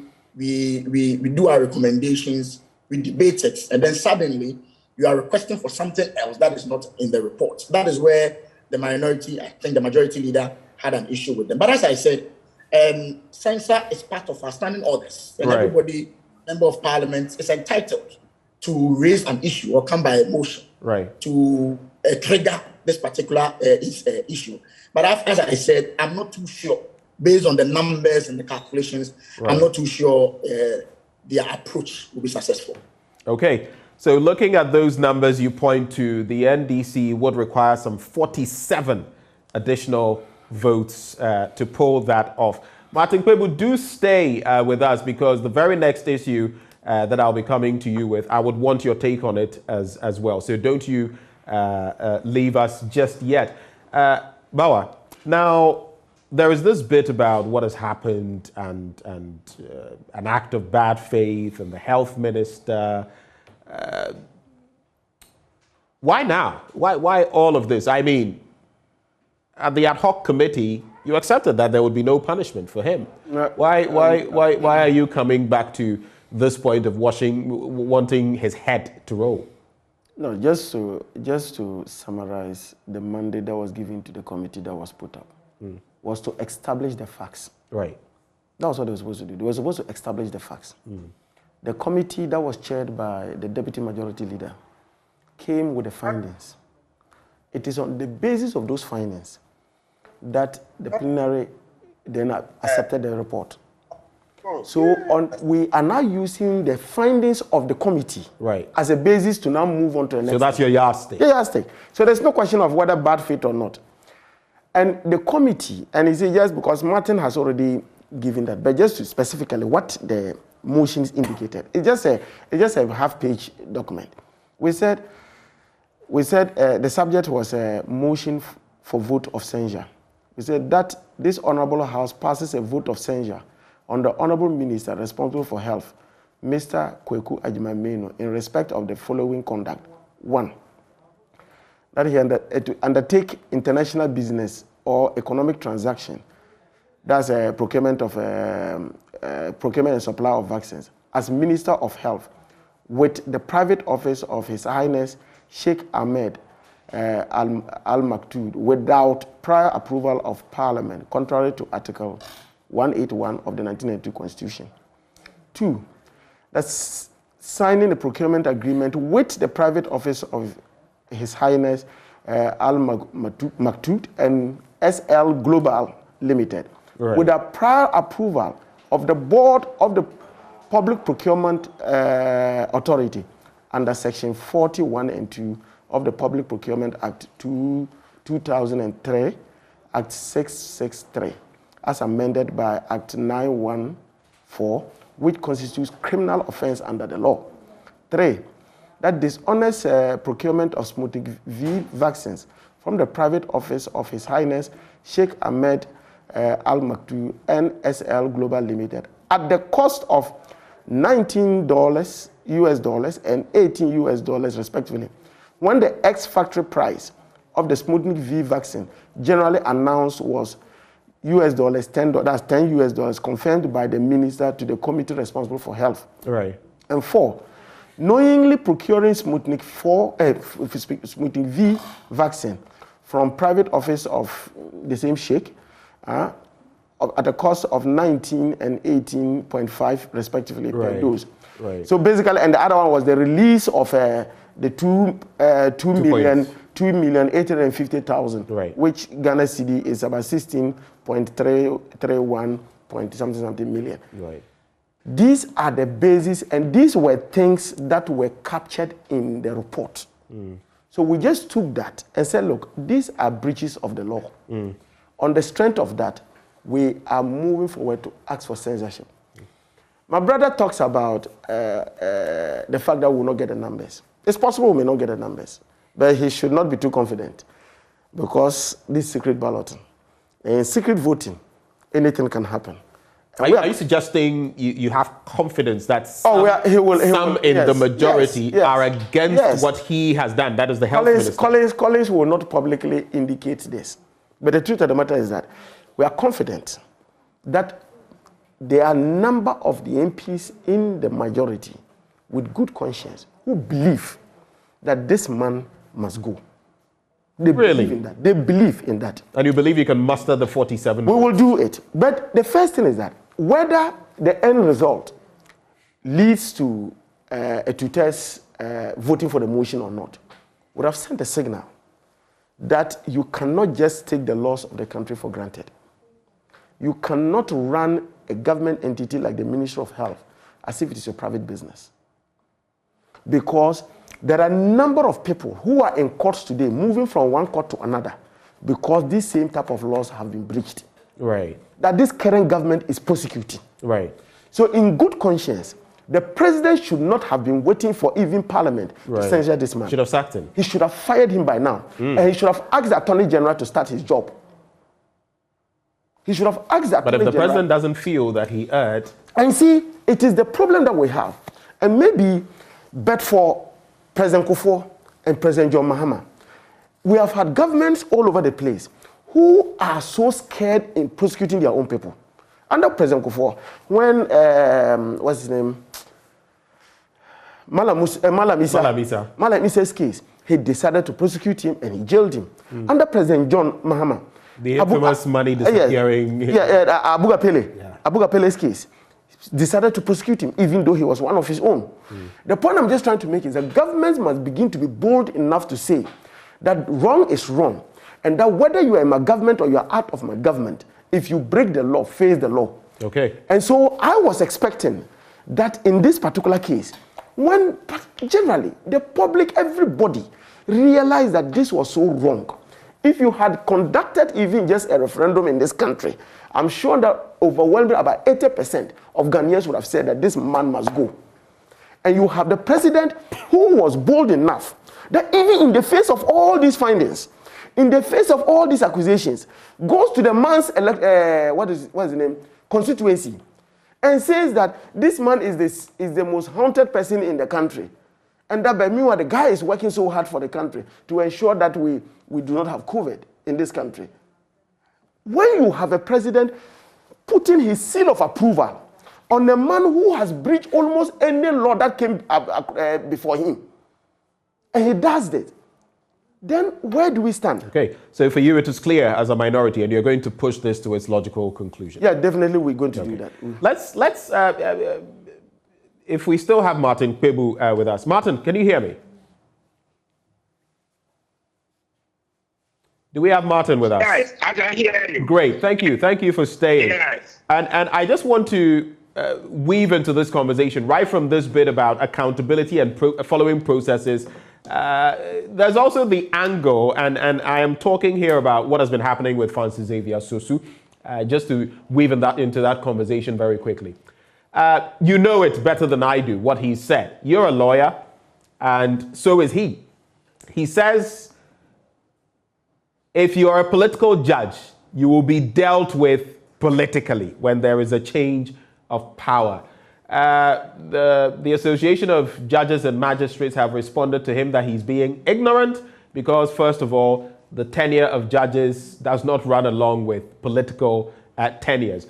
He, in a riposte, has come to say he is even willing to sacrifice his career if it means, speaking the truth. But let's go back to his comments. Political judges being dealt with politically. We've had some judges dealt with in this country, 3 of them losing their lives. How do you react to these comments? What do they mean to you as a lawyer? And the sort of response from the GBA and the group of judges and magistrates now hauling him before the General Legal Council. How do you react to that entire development? Okay, yeah, Mr. Atapu, what's happening is that to the extent that the GBA has issued a statement and now the Magistrates and Judges Association has said they are going to the General Legal Council, what's going to happen is that we all have to hold our horses. The time for further condemning or explaining the statement is over. At this stage, it's been very clear that something is going to happen at the General Legal Council. So it's no longer in my place to comment on it. Let's give Mr. Sosu his day in court. Yes, that's what due process requires of us. Yes, that's what I can say for now. So from where you sit, I mean, are there political judges? Hey, at this stage, as I stated earlier, it's too late now. It's always been that once there's going to be a committee or something is going before a court, let the process run its course. Yes, let the process run its course because the judges have made it clear that they are going to the General Legal Council. So usually in the best, traditions of our profession, the time for commentary on the statement is over because Sosu is going to face the General Legal Council. So we shouldn't be making statements that will either prejudice his case or going to support him, because that way then it means that we are not allowing the process to take its course. I get exactly where you're coming from, especially because of where you sit. But maybe just to run this by you very quickly, if you look at his response and what he says about the fact that he is willing to sacrifice his career on the altar of speaking the truth, how prudent is that for you? As for that statement, Mr. Atapu, what it means generally from where I sit is that you hear this popular statement that from time to time, the tree of democracy is watered with the blood of patriots and villains. The tree of democracy is watered with the blood of patriots and villains. So these things usually happen. If you read history, Kwame Nkrumah, you remember the time Kwame Nkrumah was arrested, some people were very happy. Oh, Pateku has been driven away and all that. But Kwame Nkrumah eventually got us independence. People sent a delegation to the Queen in London to say, oh, we are not ready for independence. Yet Kwame Nkrumah went ahead. There are so many things. So usually, if you hear somebody say, I want to sacrifice, it just resonates with the saying that the tree of democracy is watered with the blood of patriots and villains. Yes, that's why it is. Martin, we'll leave it here. And if you have any further comments on, I know you have to move on. So if you don't have any comments, for example, on the minorities' call for an immediate suspension of hikes in electricity prices. I mean, if you have a take on that, I would take it so that I can take leave of you and just wrap with the 2 gentlemen on this matter. Do you have any take on that matter? Electricity, that one I didn't see it. I've not read. So the minority is basically calling for tariffs to be reduced, asking the PURC to go through certain laid down processes because some increments have been profit. But generally, looking at the fact that we're paying X amount for utilities so far, fuel prices are going up. It said that 3.6 million people are facing hunger in Ghana. What would be your quick reaction to that? An elevation in the electricity tariffs? Oh, well, the general situation now is that Ghanaians are really suffering. You see, times are very hard. So anything that seeks to make it even harder for us is something that we cannot bear. So that's the general, principle, that we are really straight to our limit. So nothing should be brought that will make it even harder for us.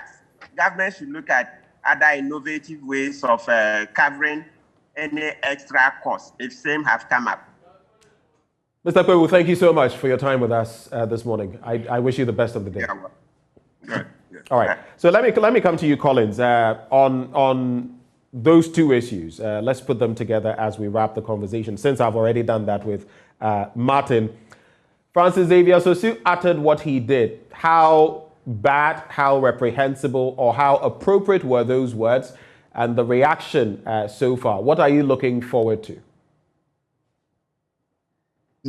I know Francis. We're in Legon together. And I know he's a fighter. When I say fighter, I mean fighter in quotes. He loves all the time to defend his position and all that. But I've said this. Hi, everything good?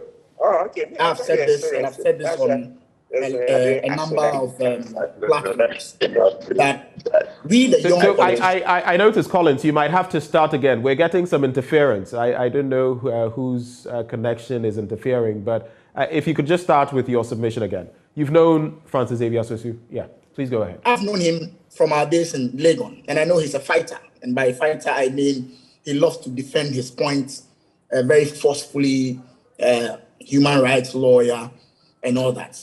But I've made this point that we, the young ones, we, the young politicians, we have to try as much as possible to help chart a new path with our political discussions and commentary. Right. I've read his letter, and I find some of the words that he used quite disturbing. And if, with your permission, I would like to read. If you go to page 2 of his response to the GBA, he says, and I quote, "It is very sad that the leadership of the GBA, which was established by the Constitution of Ghana and historically known to be the champions of rule of law, accountability, and social justice, has reduced itself to yet another useless institution of our democratic process in these days and times."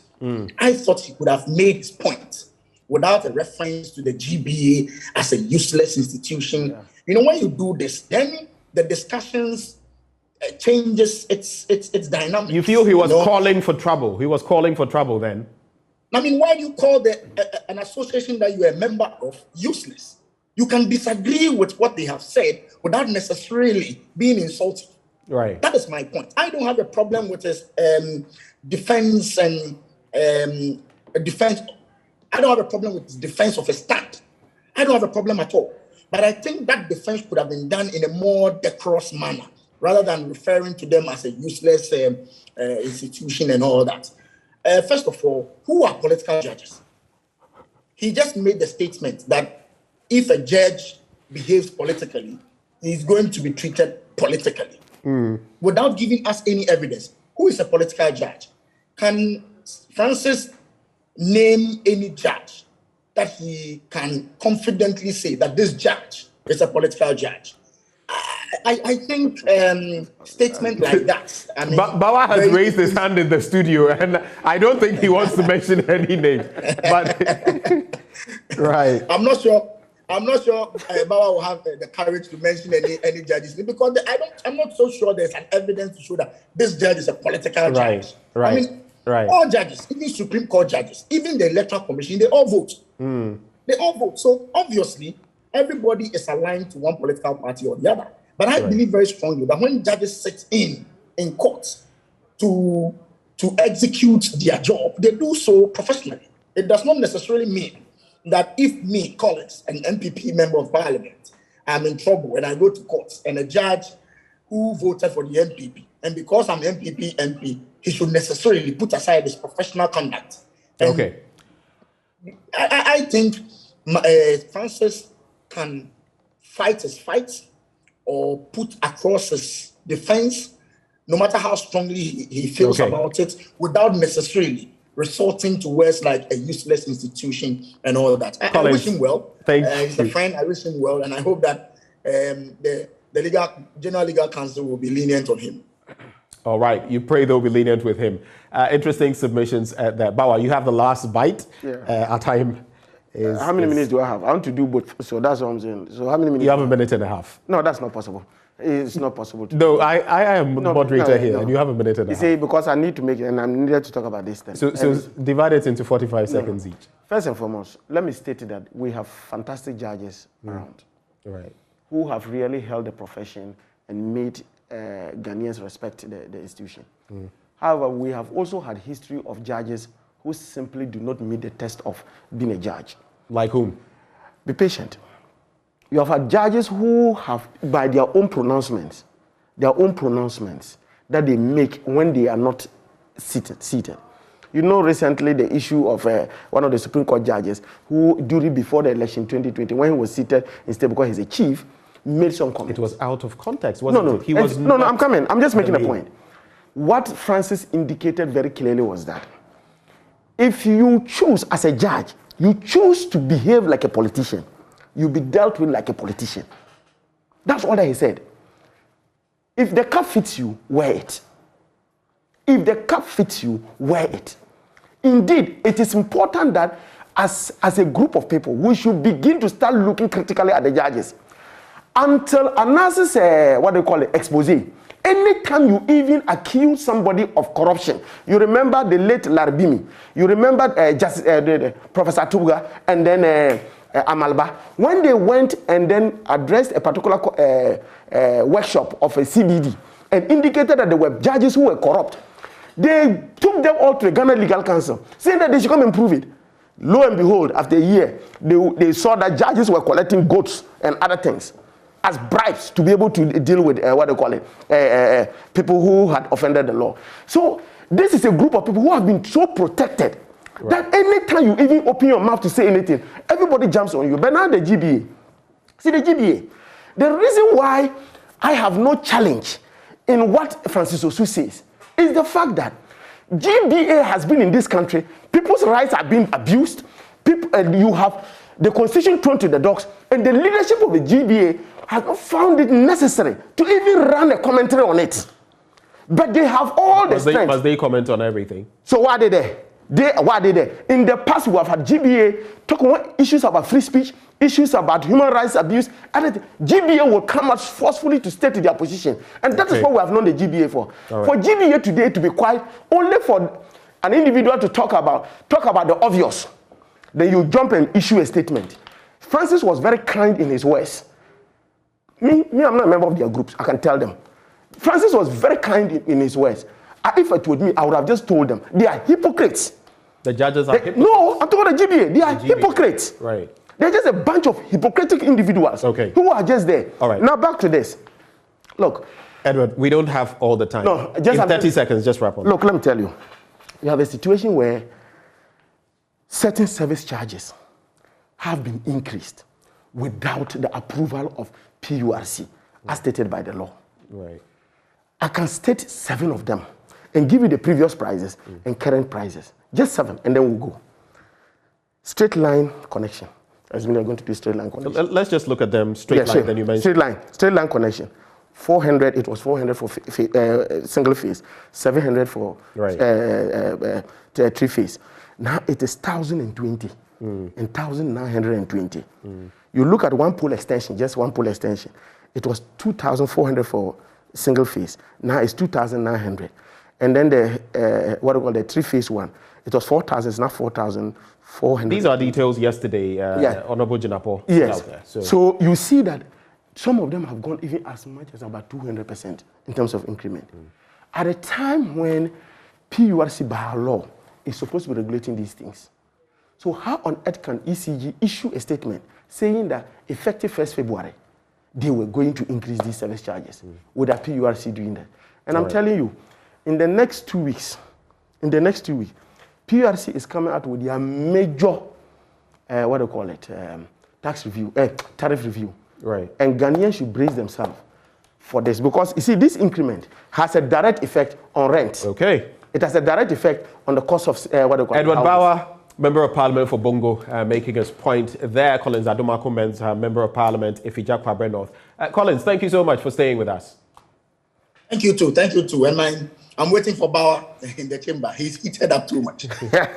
And of course, we also had Martin Kpebu, a lawyer, join the conversation.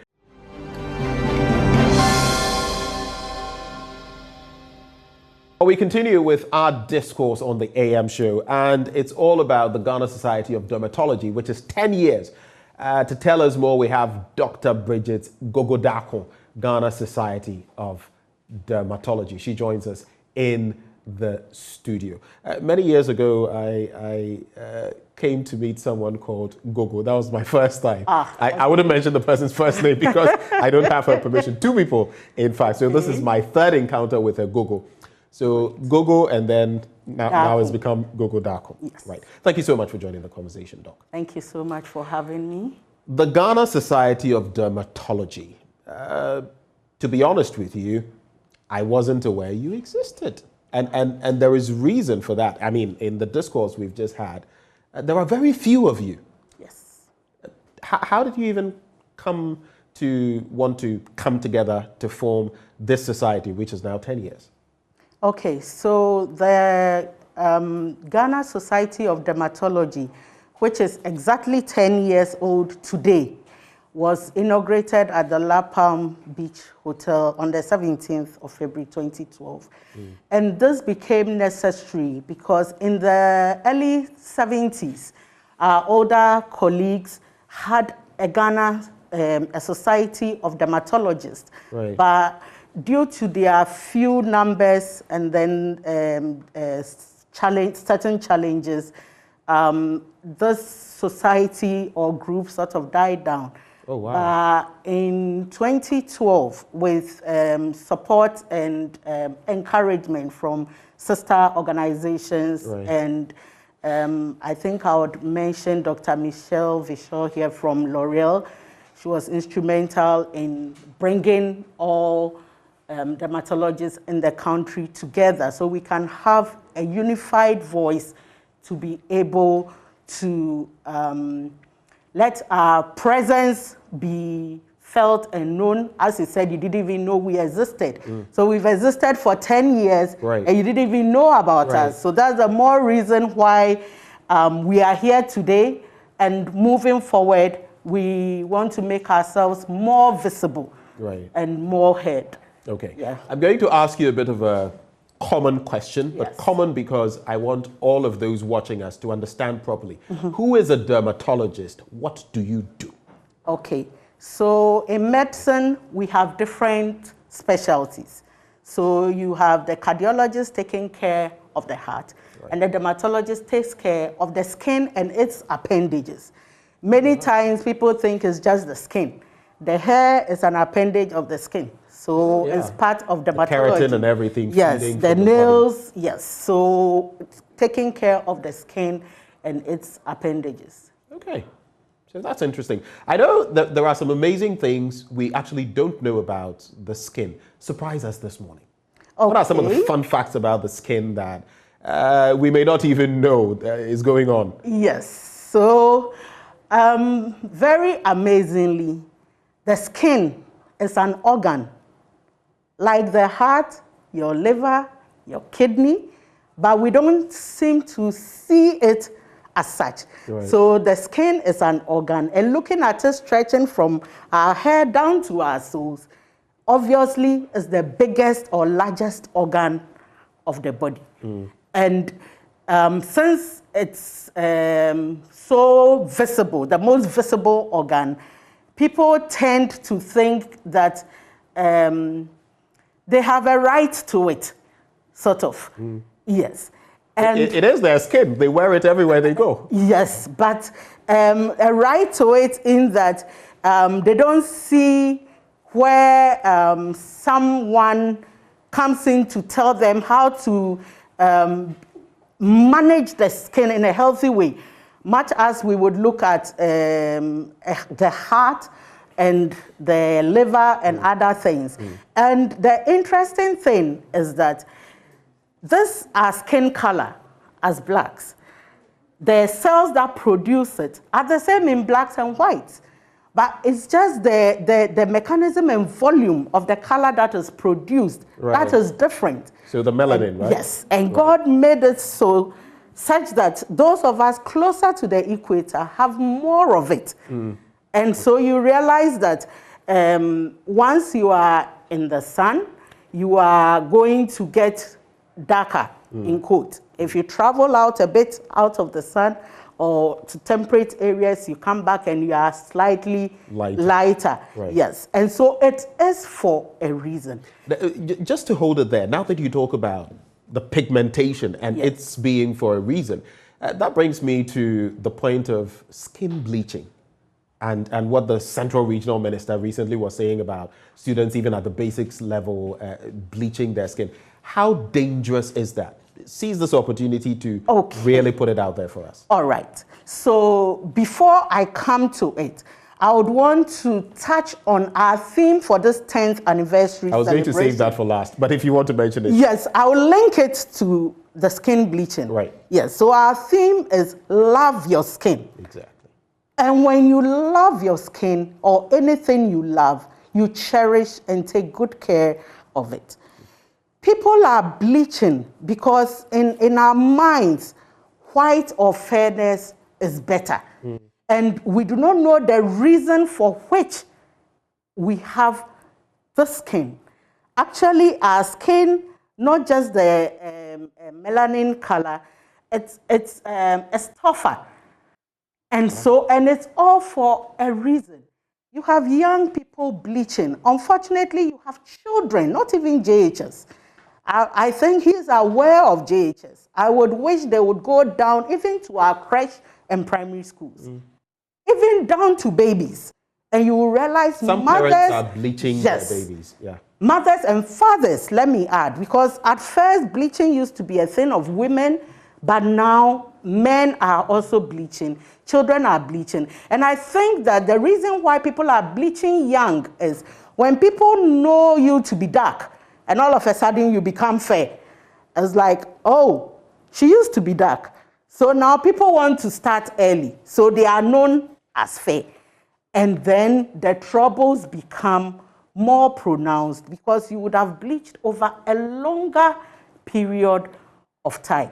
So we'll come into the side effects of the bleaching as we go down in our conversation. Well, we're actually at the tail end of our conversation. So maybe just tell us, how much damage can skin bleaching do to a human being? Can it, I mean, I've heard of cases where maybe you're going for surgery and your skin is so light, could it result in death, for example? Very briefly on that. Okay, so we tend to think that the skin we have bleached, it is just the external of our bodies.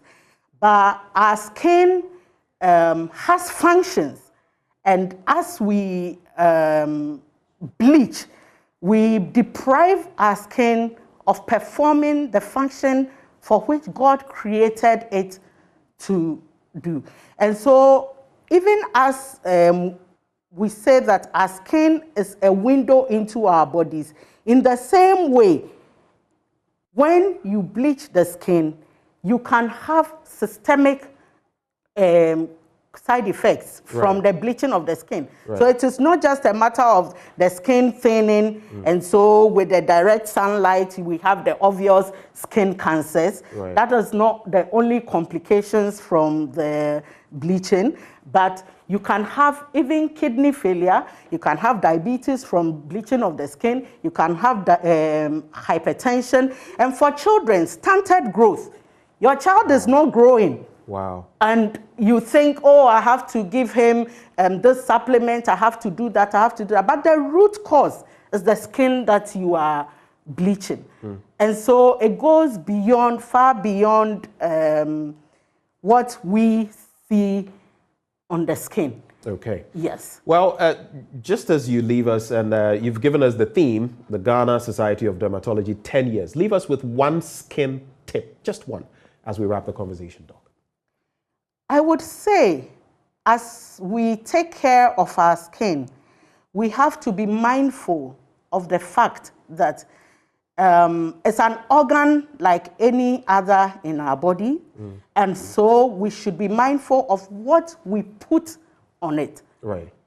Also, I would say that just as you would seek medical attention for any other disease condition or sickness you are facing, you also seek medical attention, and especially with a dermatologist if it's with your skin, and not turn to Google or the internet for answers. And as I said, because it's a visible organ, everybody thinks they can tell you the solution to what you have.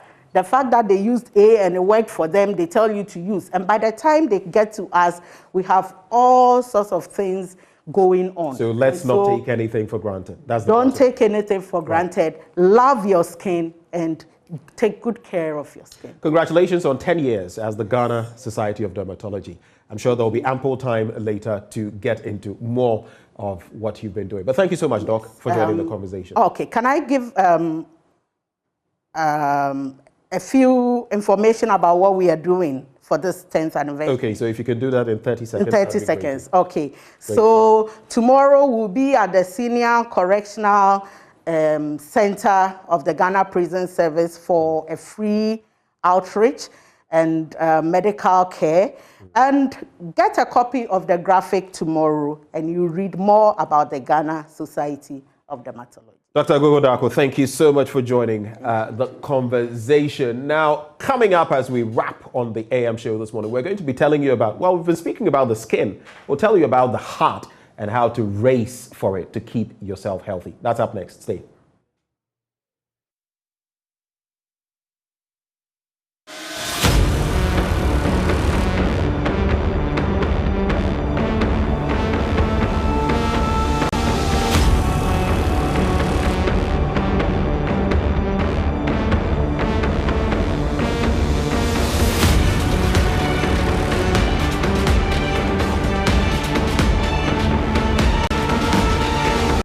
Welcome back. From one organ, the skin, to another, the heart.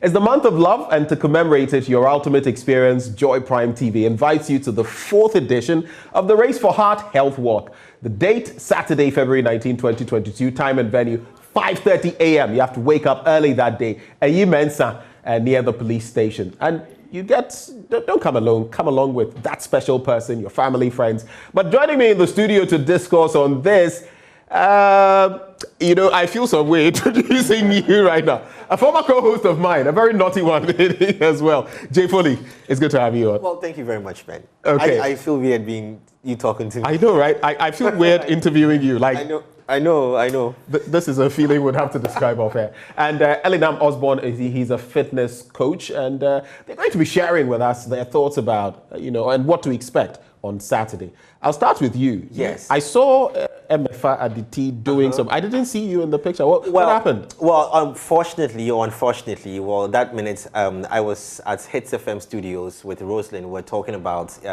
Race for Heart. So he managed to just cap MFA right spot on to get into that pre-excitement moment. Racing for Saturday, and I think it's good for MFA because she's gearing up for this as well. Yeah. I'm going to ensure that on Saturday you race from start to finish and return. I am very well geared up. The exciting thing about this is that most of us always procrastinate and say we will go there, we'll try it out, we'll walk in our area. We do that all the time. So for persons like me who have a certain routine Monday to Sunday lifestyle, sometimes breaking the routine with things like this, it excites me because we always focus on going to places that is food oriented. Food. We keep putting in without burning it out. So Race for Heart is like a breaker for the same thing we've been at for the past 1 year. I missed out last year, but this year it's even going to be exciting and more. You're missing out. Yes, you've been missing out. Elinam, Tell us, so racing for the heart, how important is it to engage in some of these exercises? Walking, jogging, running, how important? Well, as we say, we need oxygen in our muscles. We need oxygen in the blood. And one great way to get all these oxygen there is to, get into cardio or cardiovascular exercises and routines. Right. We all know what these things are. Walking, trying to do a little burpees. Walking actually is brisk walking. So whatever you do as a workout should be purposeful. When it doesn't have a purpose, then it seems like a regular routine you're doing it. It doesn't have any, additional inputs to your health and all that. Right. Yeah. So it's all about this race or this walk is going to be much more purposeful, and you get to meet people. You get to have the chance to meet a lot of trainers. You get to meet Jay Foley. You get to meet Jay Foley. You get to meet a lot of people. Who's an addict already to Mensah? Yeah, we saw him last week. He's acting like he wasn't there. I mean, he was there. Me? You saw me? Yes, I saw him. We saw you. I mean, and it's exciting. Like I said, the routine is going to be broken. And you touched on something very important. The social networking, building that social capacity for yourself is also very key, because you would meet a lot of people, friends, family, people who owe you, people you owe, all those people. Everybody's going to be around. So connecting with friends and family like that on that exercise notes, it's good, and I just can't wait for Saturday. And Elena, we would want people to continue with these, even before we talk about what they can expect, the different things we'll be doing. We want to encourage people to continue with this, like Jay Foley is suggesting. Let it not just be a one-off thing, thing, a 9-day wonder. On the 19th we go and do it, and then we revert to situation normal. That is why we're going to look at the one-on-one interactions. Get to understand your body goals, your fitness goals. Right. You get the opportunity to talk to people, trainers, licensed ones, where you get to tell them, hey, this is my body type. Right. This is not working for me. What would work for me? I want to get into You've fitness. brought body types again. Ectomorph. It's something that people tend to ignore. Right. But someone says, I started going to the gym with her. Why is it that she's losing weight faster? Right. We're eating the same thing. No, your body doesn't respond to some kind of foods, or your metabolism doesn't move as fast as probably his or hers. Right. So you need to understand yourself better. And it kind of makes it easy for your fitness life. And that's why it's important that you come that day. They'll be telling you about your body type. They'll be telling you about what exercises work for you and all of that. And I think another thing it just came to mind, we should also be careful, especially when you're starting with exercise. You don't go boom. Sometimes you need someone's guidance. I've heard of someone who was told by the doctor, you need to start jogging. She overdid it first day, lost her life. So we need to, while we talk about the positives of this, you also need to know what to do for your body type, which is important. The good thing is that, working out in groups, multitudes, tend to be something we tend not even feel the impact so much because of the engagement for people and all that. Yeah. So it is something that would help. Good thing, I heard there's going to be an ambulance. Well, yes, there is. Oh, definitely. We always have to. We don't want to use it though. Yeah. But so what can people expect on the day? Ellie, tell us. Well, people can expect education. Right. People can expect that this is I would say, a starter to your fitness journey if you've not started already. Right. This is an instance or an opportunity for you to know what your fitness journey could take you. Right. So this is a chance to start. Okay. And this is something we're going to be doing every year, or we've been doing it already. So you should expect excitement, you should expect education, you should expect fun, and you should expect networking. You meet Jay Foley and you will be there, so it's going to be fun. Show up. Jay Foley might just be the celebrity, the star, might just be kind enough to give you his phone number. If you want to meet Jay, just show up on the 19th. 5:30 a.m., right? 5:30 a.m. So I would encourage you to be there earlier, because one of the key things one of the challenges you might find there is where to put your car. So come early, come park your car. If you came by public transport, just get there early in time. And if you're there for 5 o'clock, that's even fine. Yeah. And then we can just get ourselves, do some, we know with gym instructors, when they see you idle, they don't like it. They just want to see you doing things. So they'll just get you active before the walk to prepare you, and then when we get up there, so the aerobics and yes. Okay. So just stay with me. I mean, thank you guys for coming through, and I'll see you there. Yeah, I will see you there.